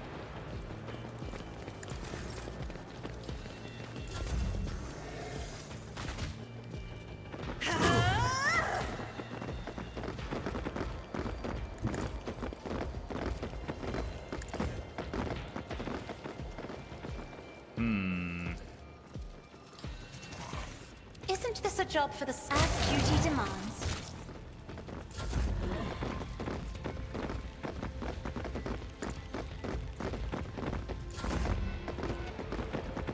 The fame-hungry come. Oh my gosh. Can you kill one guy, Mr. Space Marine? So shall it be. Thank you. God, Cassia's making you look really bad.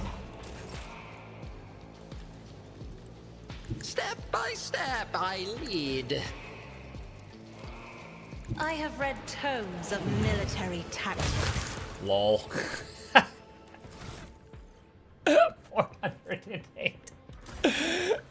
Bro, this character. What were they thinking when they made this? It's so fun, but it's so ridiculous. Let's see.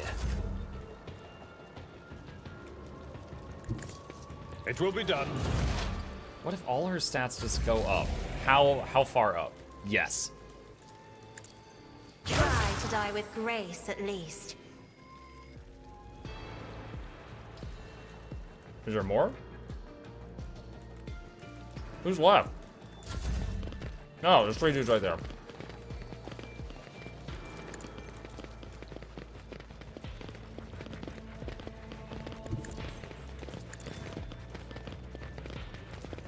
I'm not Stop vibing. just another foe painted black. I hunger for battle. I have become the All-Father's worthy instrument! Don't dishonor the wolf with such tasks! No, my hand is thunder! Die in disgrace! Incredible. From 6 characters, only one is for doing Your damage. It's Cassia, esteemed Medusa Incarnate. Magos shines with a kaleidoscope of colors, albeit one made of metal. The Helper doesn't have loot? Are you kidding me? Only laypersons believe feelings to be the preserve of flawed flesh. We know the higher passions granted by the Omnissiah, the aversion to tech corruption, the blessing of compliance with the canon of maintenance, and the satisfaction of effective devotional service. That was a very long, random dialogue. The bodies are dressed in rags and armed with faulty weapons. You notice many handmade aquilas and other symbols of faith.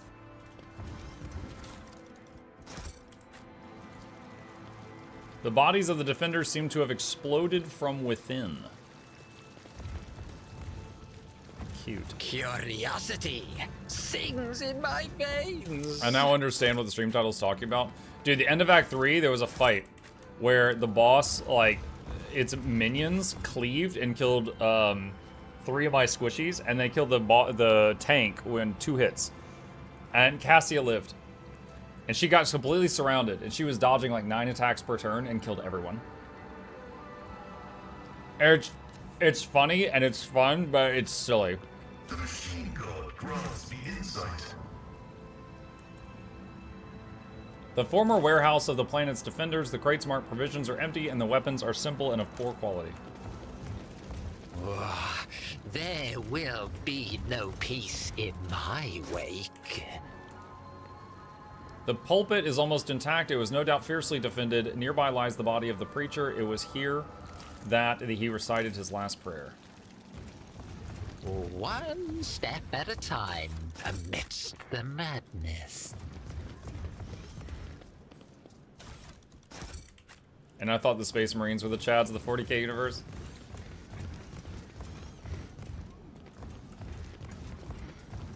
Oh, okay, cargo. They will see. Oh yes, they all Alright, I guess that's will everything? see. Oh, there's some kind of container back here we missed.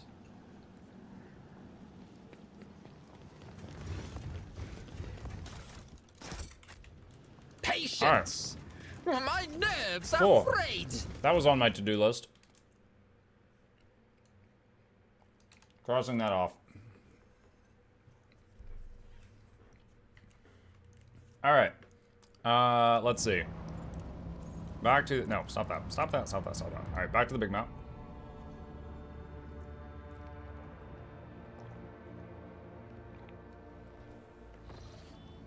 Alright.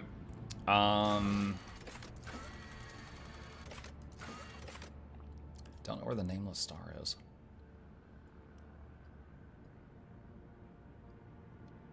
Nameless star. Hunting grounds. Cassia wants to recreate Symphony or Celio's rituals from her visions. Smaragdus Mundos. Is that the name of a system? Just point me to something.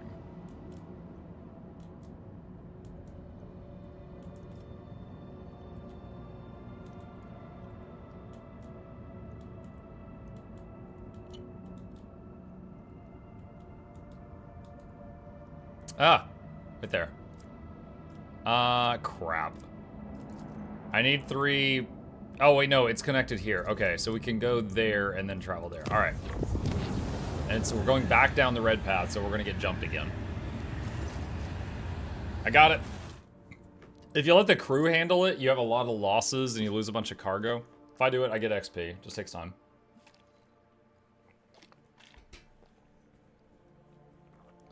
Peanut butter jelly time.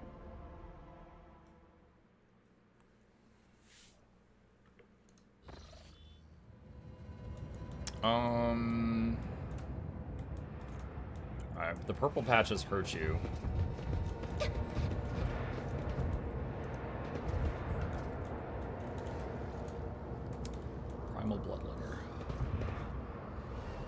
to the ordinary. They fear to look at me because of my appearance.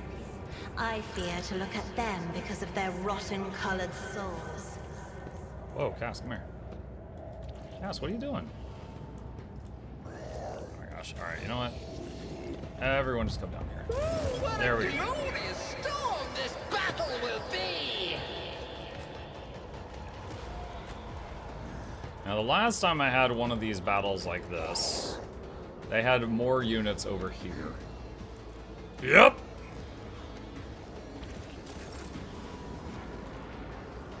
There's a 1 Chaos Marine and 4 demons. Me? If you insist, Lord Captain. I am a navigator.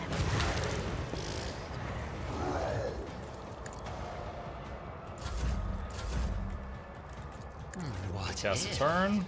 Me? If Start I blasting. die with grace, at least. I'm not Throw a buff. accustomed to being ordered around. Marine shoots Pascal. If I may, Blast I the am a Marine. navigator, not a servitor. Almost.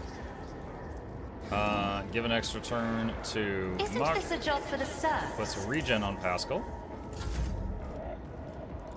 I'm not put a buff on him. accustomed to being ordered around.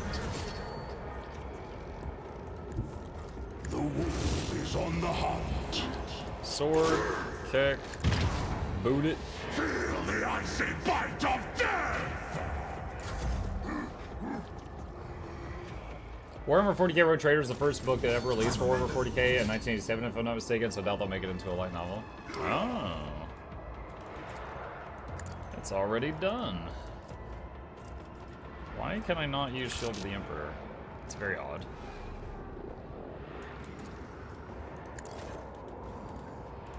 If I may, as duty Bye. demands.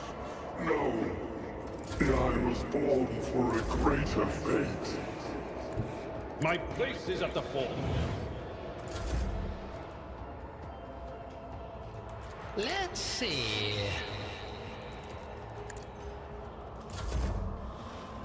The scriptural prognosis is favorable.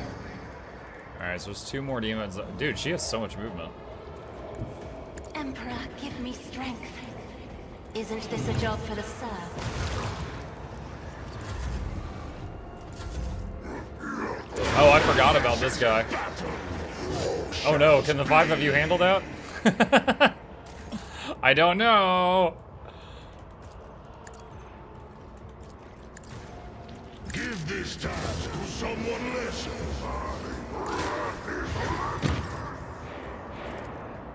See how the wolf succeeds.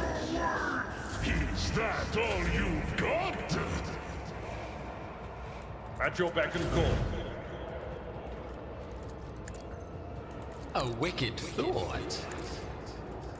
So I will come. Alright, they got that one. Out of your bow. Ooh, close. I'm just like passing so many turns. Just because I know who can finish this the fastest. Black. You don't frighten me. No, these ruby flashes are choking me. Alright, back to the map. Strike me again and see what happens. I wonder if when they were designing this, they just accidentally made her too OP, or if in the lore navigators are that busted. Because I didn't know anything about navigators before this game. Like, I know, like, you know, Space Marines and Orcs and Psychers and many of the other things. But navigators I didn't know about before this.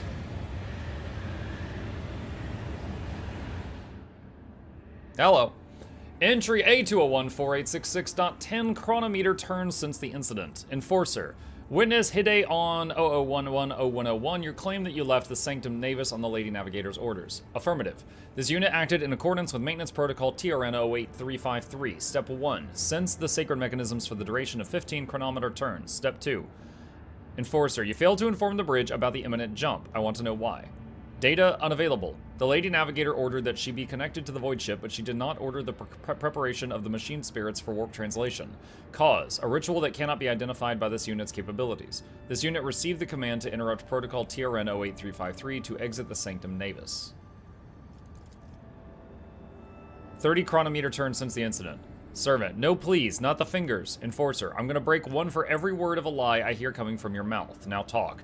Please, you have to believe me. All we did was prepare the canvas and mix the Lady Navigator's blood into the paints. Then we were told to lock open the shutters so that the Lord Captain could see everything that was going on inside the Sanctum Navis from the observation chambers. And, Grok's shit, Armaglass can't shield you from warp horrors. I swear it on my soul from the Golden Throne, Master Enforcer. The Lady Navigator only wanted to paint a picture for a ritual or some such. That's all I know. She wasn't going to use the power in her eye, but I still got as far away from there as I could. That's all I saw, I'm telling you. 50 chronometer turns since the incident.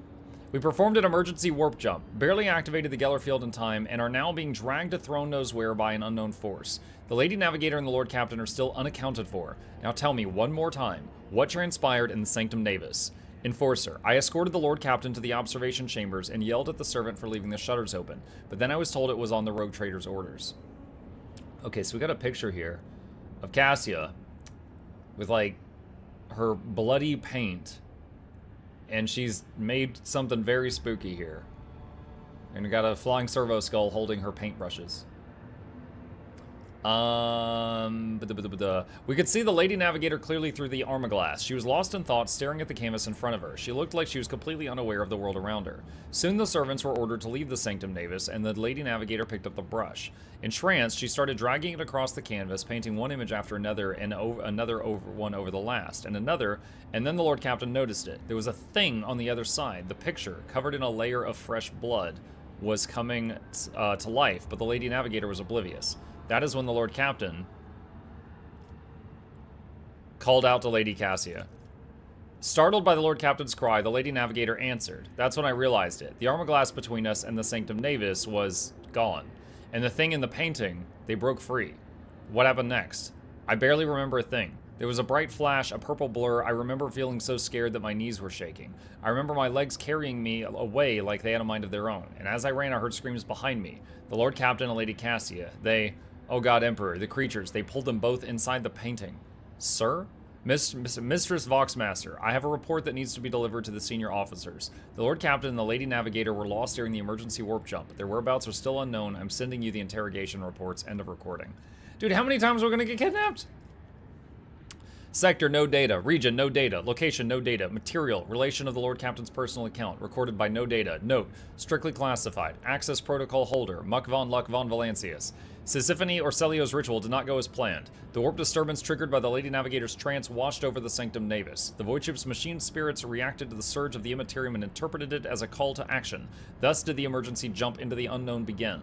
Amid the shrieks of sirens, the clanging of shutters, and the distant hum of warp engines, some unknown were pulled the Lord Captain into the Sanctum Navis, toward the creatures from the living canvas that had already gripped the Lady Navigator's throat. Horrified, almost out of breath, and struggling to scream, Cassia stretched out her hand and slowly began sinking into her own painting. The Lord Captain... Weapon skill check 10. Snatched a dagger from the floor and started hacking at the hands reaching from inside the painting. Success. The ritual dagger of House Celio cleaved the billowing rich shadows, and yet the painted hand reformed itself the moment after the blade passed through it. Cassia went limp in the clutches of her horrific creation, and was immediately pulled to the other side of the painting. A moment later, Muck von Luck, still clutching the dagger, was likewise plunged into the depths of the world the Lady Navigator had created. Muck von Luck awoke, finding himself in the middle of a gigantic, boundless, billowing nothingness. His body felt weightless, floating in a void strewn with hundreds of the Lady Navigator's colors, some of them bright, warm, and alluring, and others morose, cold, and heavy. The Lord Captain reached for the bright colors. Muck von Luck plunged into a river of bright hues, and flashes of rosy sunset and lilac carried him down the dazzling stream. Before long, the Lord Captain was standing in an idyllic garden permeated with the fragrance of flowers and the singing of birds. Servants in purple livery darted back and forth, attending to a withered old woman in a navigator's mask. Sitting on her lap and smiling coyly to everyone was a little girl with ruby eyes and white hair. Be a good little girl, my child, until the day we meet again. With trembling hands, the woman handed the girl to a navigator in laboratory attire. I am out of time. Prepare the child for the Atlas transfer, and destroy all records and mentions of the world of Ear TV. None must learn of that which took place here. And remember, her body must grow strong for it to accept my power, and once I have returned, loyalty will be rewarded. The memory dissipated, and a gust of silvery wind hurled the Lord Captain back into the ocean of nothingness. But this time, the nothingness felt dismal. Instead of bright hues, all it contained were shadows of invisible monsters swimming by, shrouded by a nebulous veil of unfathomableness. The Lord Captain swam toward the dark colors. Grayish blue waves swallowed the Lord Captain, and the feeling of lightness disappeared as his limbs grew heavy again. Muck Von Luck fell on the hard floor of the laboratory, cluttered with vats as tall as a human. Inside them were dozens, hundreds, even of repulsive mutants. Some had no arms or no legs, or two heads, or no face, or their innards were inside out, but each had white skin, white hair, long clawed limbs, and ruby eyes. My lady, the child is born. Sounds like they were trying for a while to make her. The old woman slowly approached one of the vats. Readings, stable. Mutations, none were detected at any of the stages. Genes, identical, my lady. Chance of survival, 100 times higher than any previous experiments. How long will it take to grow this child? I fear accelerating the process might cause the body to fail. The only one after years of silence. I understand the situation. Natural growth, I do not have that much time. We will have to go with a backup plan. Yes, Novator, it will be done. The memory dissipated, and a gust of silvery wind hurled the Lord Captain back into the ocean of nothingness. But this time, the nothingness felt dismal instead of bright. Okay. Closed his eyes and remained adrift in the weightlessness. Muck Von Luck stayed in the ocean of nothingness, devoid of any sensation or emotion, until a slight smile upon someone's lips surfaced in his mind. The warmth of her skin, the silk of her snow-white hair. Cassia. She was there somewhere amid that seething nothingness, all alone. Someone's scream broke the delicate equilibrium of the Lord Captain's motionless body, and the weightlessness released him. He plummeted into the maroon abyss of roiling illusions, but was now in full control of his body again. Then, Muck Von Luck descended into the abyss toward the screams. I don't have much choice. Whoa, look at that picture. All right, so there's Cassia, and there's, I think that's the previous navigator that, Cassia inherited her power, and she's like undead and looking down at her. The Lord Captain crashed from an immeasurable height to the bottom of a roiling abyss. In the next moment, Muck Von Luck saw two figures amid the billowing maroon mist. One of the figures, unnaturally gaunt and tall, was clutching the other smaller one in its claws, screaming furiously. The Lord Captain... I can use Cassia's... Dude, Cassia's awareness is 145, and it's only a 55% chance. Peered into the strange maroon mist. Failed. The crimson swirls confused the rogue trader's thoughts and emotions. He could hear whispers and moans coming from the depths. If he were to take one step, he would be forever lost in that violent mist and join the wretched chorus. But there was also a voice, so desperately pleading for mercy. Yet whose voice it was, Muck Von Luck could not tell. The Lord Captain... I'm reminded of Orochimaru from friggin' Naruto. Like, anytime he got, like, too old, he would just body hop to another body and take it over. I'm thinking that this previous navigator is trying to take control of Cassia's body. Because she told that guy earlier, she said, when I return, blah, blah, blah, blah. Which makes me think she's coming back, or trying to. Drew closer to look at the figures.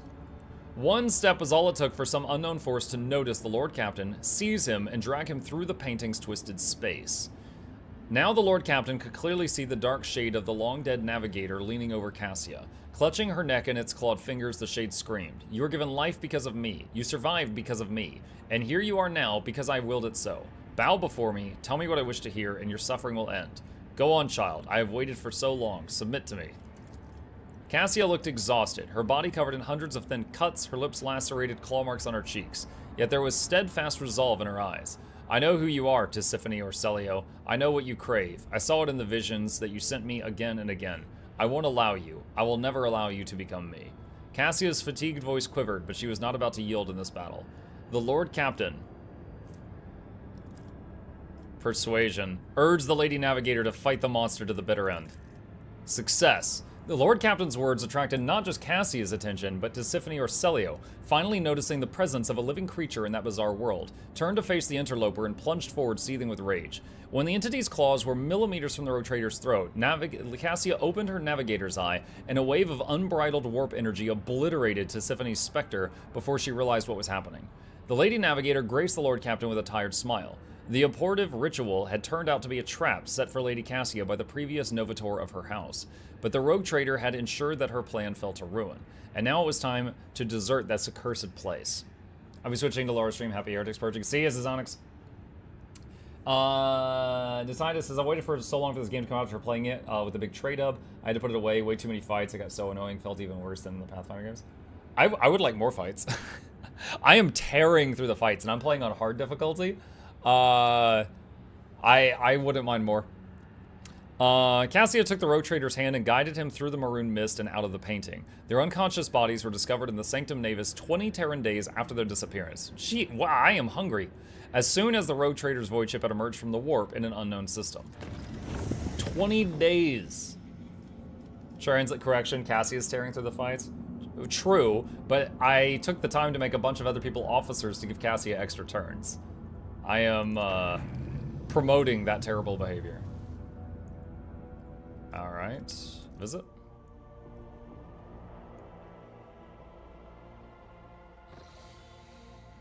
Oh, we got 2 planets here.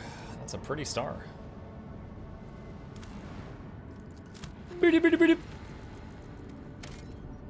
Nothing. Okay.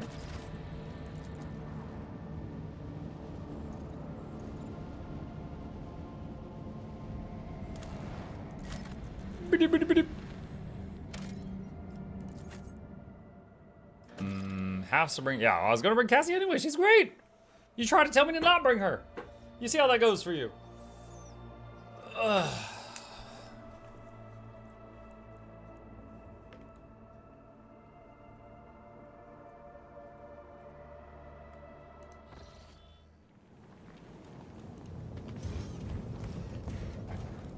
That is not my formation. What the crap? No! Tank in the front.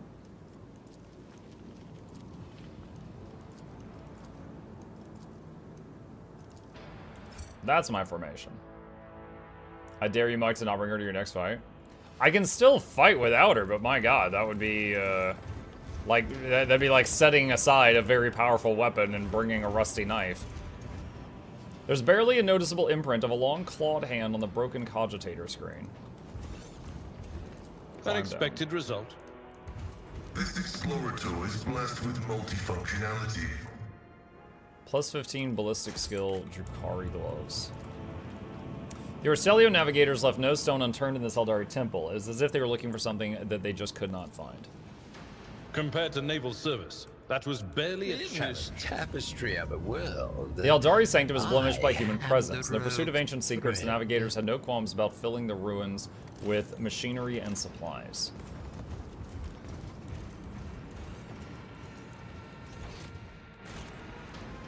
There will be no peace in my wake. Goods. Decayed pages. House Orselio need not know what is taking place here. The navigators are frightened enough by its power as it is. The last experiment left 3 from the Sathala clan without a shred of reason. Empty shells will bring no glory to House Orselio or its lesser branch. We shall carry on. At last we have managed to implant the artifact in subjects who can wield its power. Perhaps all the navigators who perished in the agonizing torrent of energy were merely a symptom of our decline.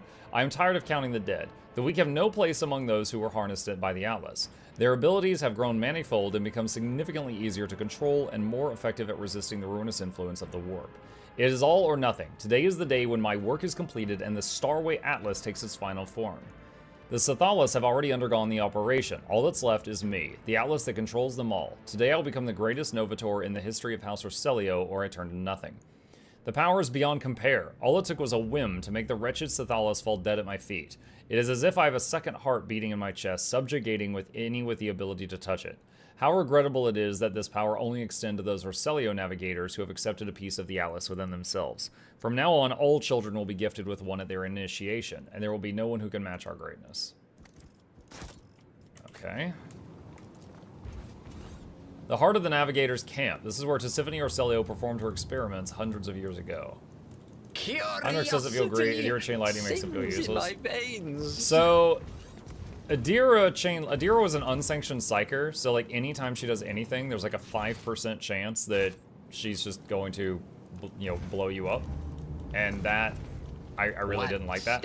I really didn't like that there was a chance that she was just going to kill the whole party every time she did something, like summon demons and stuff. Heinrich's had, this person that was similar, Heinrich's had Word of the Emperor, and that, it was like a near infinitely stacking buff he could do on the party every turn, which was really powerful the longer the fight went.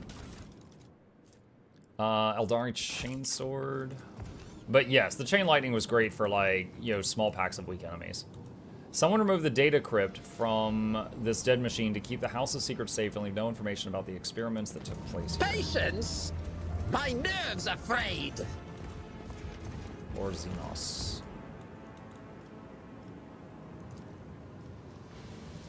My success is an irrefutable. The ruinous statues once depicted pages from the long history of the Eldari. How do I don't know how to get down there. Yet.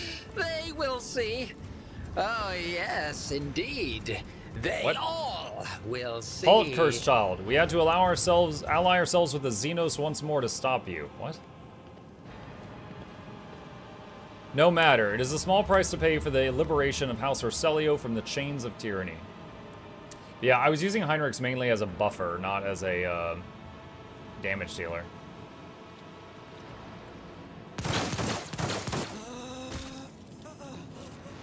Dude, what the heck? Begone, renegades. We have followed the Atlas's call in your wake, child. Stand with us. House Orselio will not trade Tisiphony's legacy for the false ideals of blind fools. So, dude, everywhere we go, House Orselio is trying to kill us.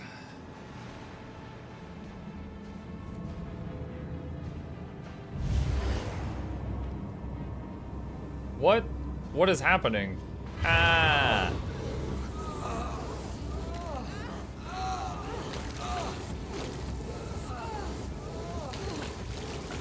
What the? Dude, Cassie is doing it too.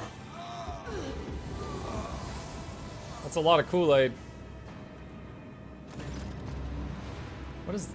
What is this guy? What is that? Is that a Harlequin? What is that? Orselio's Renegade's representative. Damn Xenos, this was not the bargain we struck. Throne smite you. The navigator, whose skin is so thin it reveals the muscles, bones, and innards underneath, clenches his augmented gold jaw in contempt. Great Regent's envoy. What is this? The rogue trader and the traitors to the house have lured the child into a trap set by Xenos? I wish my eyes were deceiving me, but now I can clearly see that Great Regent Aranto is right to send us after your vessel. The sturdily built woman is armed with a pistol, and yet there are signs of exhaustion in her posture. Her face is hidden behind a gem-encrusted, three-eyed mask, and her elaborate Navis Nobilite vestments are stained with dried blood and other evidence of recent combat.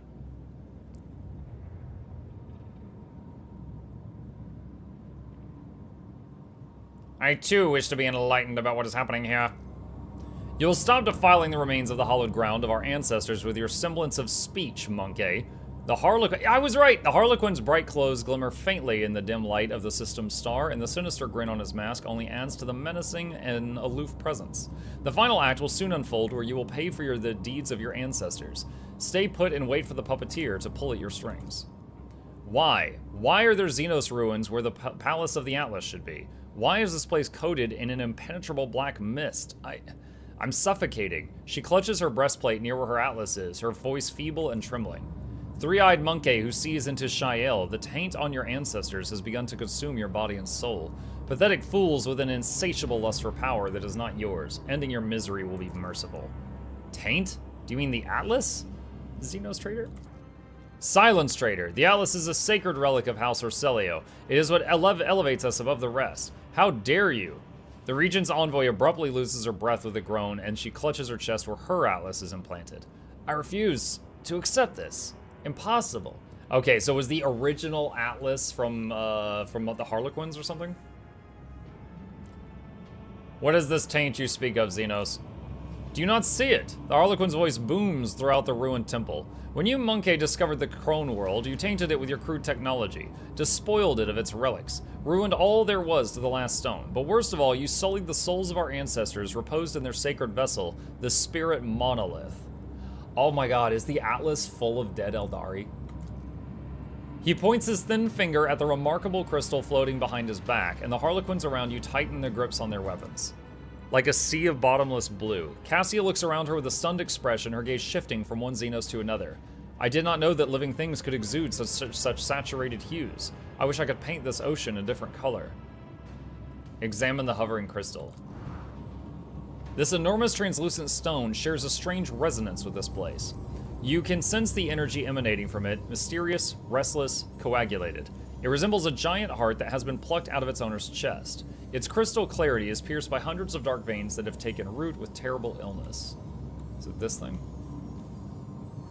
How did the navigators of House Orselio taint the spirit monolith? The experiments. She covers her mouth in horror. This is where she conducted her experiments. Tisiphone. No, it's not possible. To consort with Xenos is to violate the word of the God Emperor. It is known to all that Tisiphone Orselio executed anyone who showed any interest in the enemies of humanity. Or she executed witnesses. Is that so? Is that why it is, then why is it that every piece of metal or fabric in this place bears our house's coat of arms? Open your eyes. Quiet.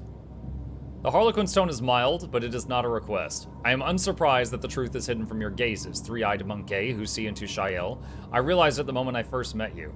Wretched, begging us to help you destroy your own kin. I sensed it within you, our ancestors' call. Their pleas, their endless torment. I knew that that what you found was a crone world, and I humbly waited for the day you could lead me to it. Address Cassia. What experiments did Tisiphone conduct here? I cannot say where this memory springs from. Perhaps I saw visions of Tisiphone in my dreams, and yet I have seen all of this so clearly. There was such power located within this stone, such opportunities. It would make our navigators' abilities several times stronger. No, it would magnify them by a factor of dozens. But the price was too high. After mere hours of use, the stone would burn away the minds of its hosts. That is why Tisiphone broke the monolith into shards, which were far easier for humans to control, which is going to be the Atlas. No, your ancestors went further than that. The Harlequin trembles with fury. They place the shards of the spirit monolith into their bodies to empower their abilities. I never wish to learn such truths about my own house. Cassia buries her face in her hands, and you feel waves of despair spreading from her lithe frame, which suddenly appears fragile as glass.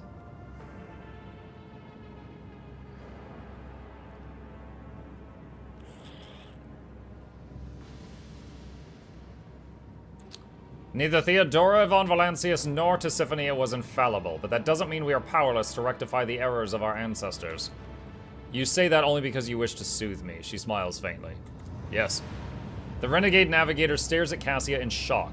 You are more than just a tyrant's heir. You are a successor to a mad heretic, a betrayer of the faith. You must be destroyed, you and the Atlas, once and for all. Didn't the Harlequin tell you to be quiet? You think the solution is so easy, don't you, monkey? When you die, your souls become captives inside the spirit monolith. This process is deranging to our ancestors, who have served as the monolith's guardians for eons. It is equally agonizing to the souls of your dead. And the more monkey souls the monolith absorbs, the more volatile it becomes. The Eldari and the monkey have spent many a dance battling for supremacy within the monolith, and its integrity is waning. You sense it too. The only way to free our ancestors from the pain is to separate the monkey taint from the spirit monolith. My troop is here to perform just that. We all will play our parts today, and when the final act of this age-long tragedy begins, the monkey players will exit this world's stage. Sinister shadows dance on the Harlequin's mask as he draws an unknown device from his sleeve.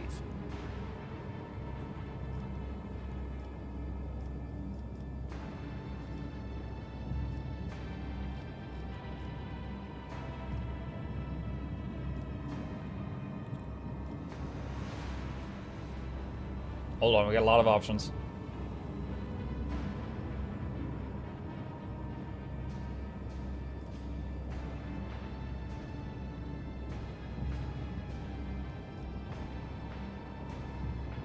Is there no way whatsoever to separate the navigator's souls from those of the Eldari without killing one or the other? The Xenos thinks for a moment. I do not believe there is. The three-eyed monkey have desecrated this place, and I will not put the spirit monolith at risk just to help them avoid the consequences of a lamentable performance. Cassia is the inheritor of the one who bound the spirit monolith to the navigator's bodies. Listen to whatever she has to say. She is not the woman her predecessor was. Cassia gives you a grateful nod and turns to the Harlequin troop. I cannot change the past, it is true. Nor can I change the fact that my house is forever tainted with disgrace born of Tisiphone Orselio's hubris. Yet all of us here today have the power to change the future and halt the unending suffering that is drowning both your kin and mine. You suggest that the monkey and the Eldari change the future together. The Harlequin leans forward curiously. I must admit, my leading lady, I am confounded by your audacity. Go on. My Atlas. Cassia puts a hand on her gilded breastplate. If you can free the phantoms of my house from the spirit monolith, guide them to enter my Atlas. Their experience and wisdom will help steer House Orselio onto the path of truth and allow future generations to avoid calamitous pitfalls of their forebears. K. Marog, my leading lady, the shards of the monolith are lodged inside the chest of every monkey bound to you by ties of blood. How exactly do you intend to return them? I shall use the Atlas to sever my subject's connection to the spirit monolith, and I shall extract its shards from every navigator of House Orselio. This artifact is implanted at birth, but that does not mean the ritual cannot be reversed. I witnessed its creation through Tisiphone's eyes in my visions. I lived it over and over again through the memories of the Sathala clan. I can recreate the ritual that will return the souls of your kin to you and save my people's lives.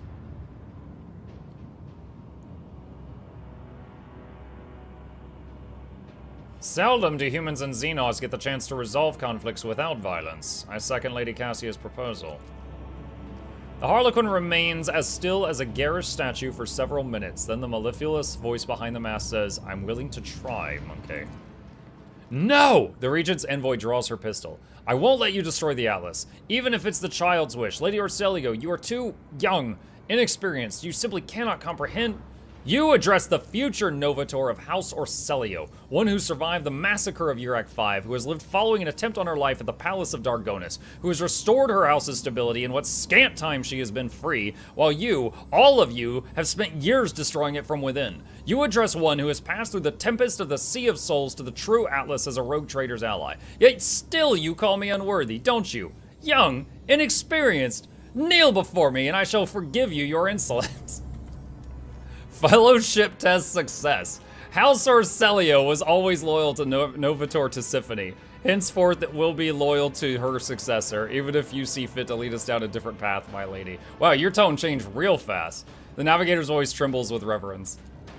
Are you done with your performance, monkey? Then stand aside and do not interrupt.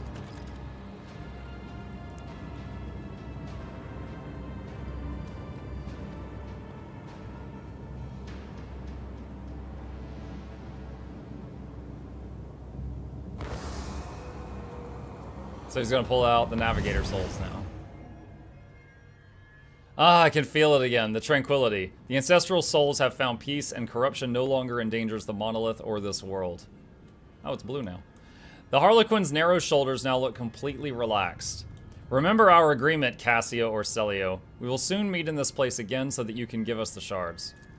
And now be gone from our world, monkey. Talk to Cassia on the ship. But there's loot.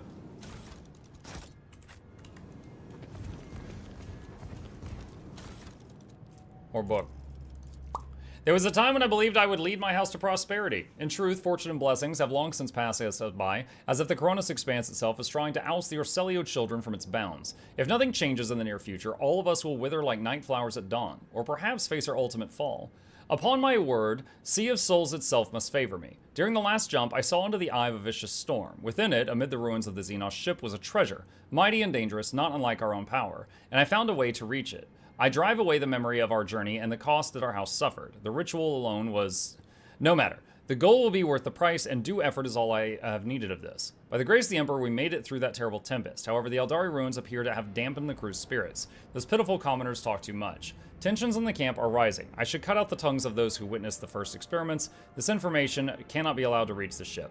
No, not just them. I shall have the Sathala clan dock the tongue of every lowborn. Dock the tongue of every... Oh my god, just took everybody's tongues. In this tapestry of a world, I am the rogue. Just another statue of an Eldar. Probably not. Or Xenos. Error. That's awful. The best features of the Assyriani and the Drakari are preserved in the statue of an ancient warrior, and yet is unmistakably different from the Xenos that roam the Coronis Expanse today. There will be no peace. I'm guessing it's going to be talk to her on the ship. Yep. Someone remove the data crypt from this dead machine to keep the house's secrets safe. Oh yeah, we read that earlier. Okay. All right, back to our ship. What lies beyond? Like how the stream turned into a dramatic reading like that. Sometimes the mood just calls for it, man. This game does a great job of showing the strengths of the setting. It's rewarding seeing good outcomes in a grimdark setting. Yeah. All right, so let's go to the bridge of the ship.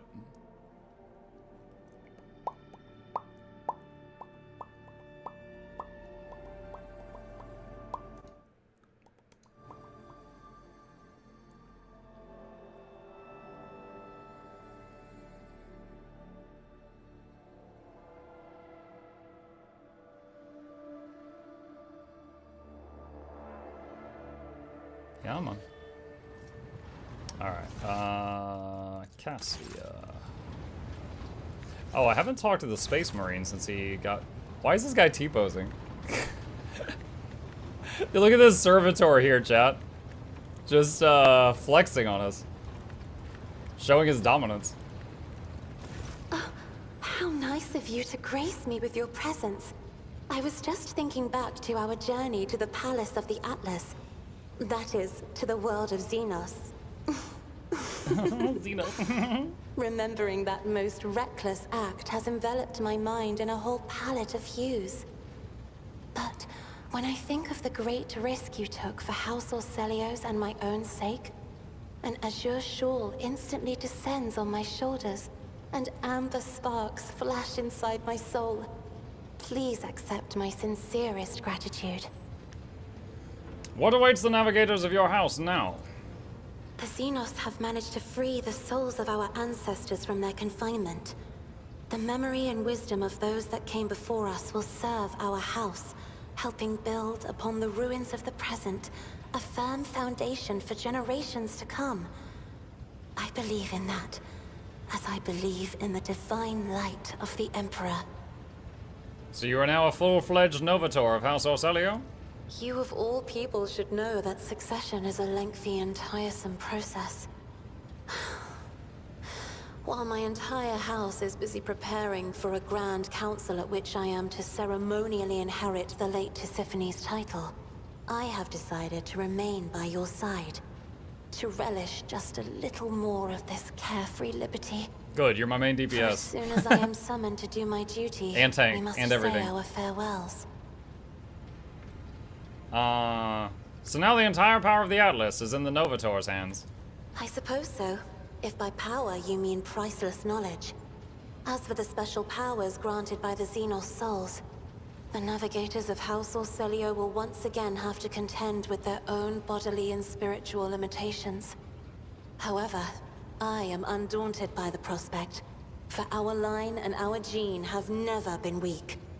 House Orselio will succeed, and soon we will rise again, draped in white and gold. Alright. Of course, I will try to answer any question. I have enjoyed. Okay. Alright, so I think that's quest complete. Alright, I think that's the end of her companion quest. I don't know if there's another companion quest for her later, but I think that's the end of that one. Alright, so next time we're still waiting for this guy and we still gotta find this thing. Ian. Okay. Also would like to talk to, I'm gonna stand next to Ulfar to try to remind my future self to talk to him because we haven't talked to him yet. So I'm gonna save it here and going to pick it up from this moment next time. Highlight of the day, definitely destroying that Hellbrute that I died so many times to in the past. Yo, thank you for a wonderful morning stream. I hope you guys enjoyed it. A couple plugs on the way out. If you happen to be new to my channel, my name is Mukluk. I stream every single evening and every weekday morning for over 2,000 days in a row. I will be back this evening. We are going to be starting Against the Storm and then continuing our playthrough of Spellforce tonight for those of you interested. If you're just interested in Rogue Trader, I'll be back on that tomorrow morning. A couple of additional things. If you're watching on Twitch, hit that follow button. On YouTube, like and subscribe. This is my 2 YouTube channels. There are links to those in the chat. I would love to share that stuff with you. Be sure to subscribe to those if you want to see it. And lastly, special thanks to the patrons. They're wonderful. They keep me in business, so I shout them out every day. There's a link to that if you would like to check out those perks.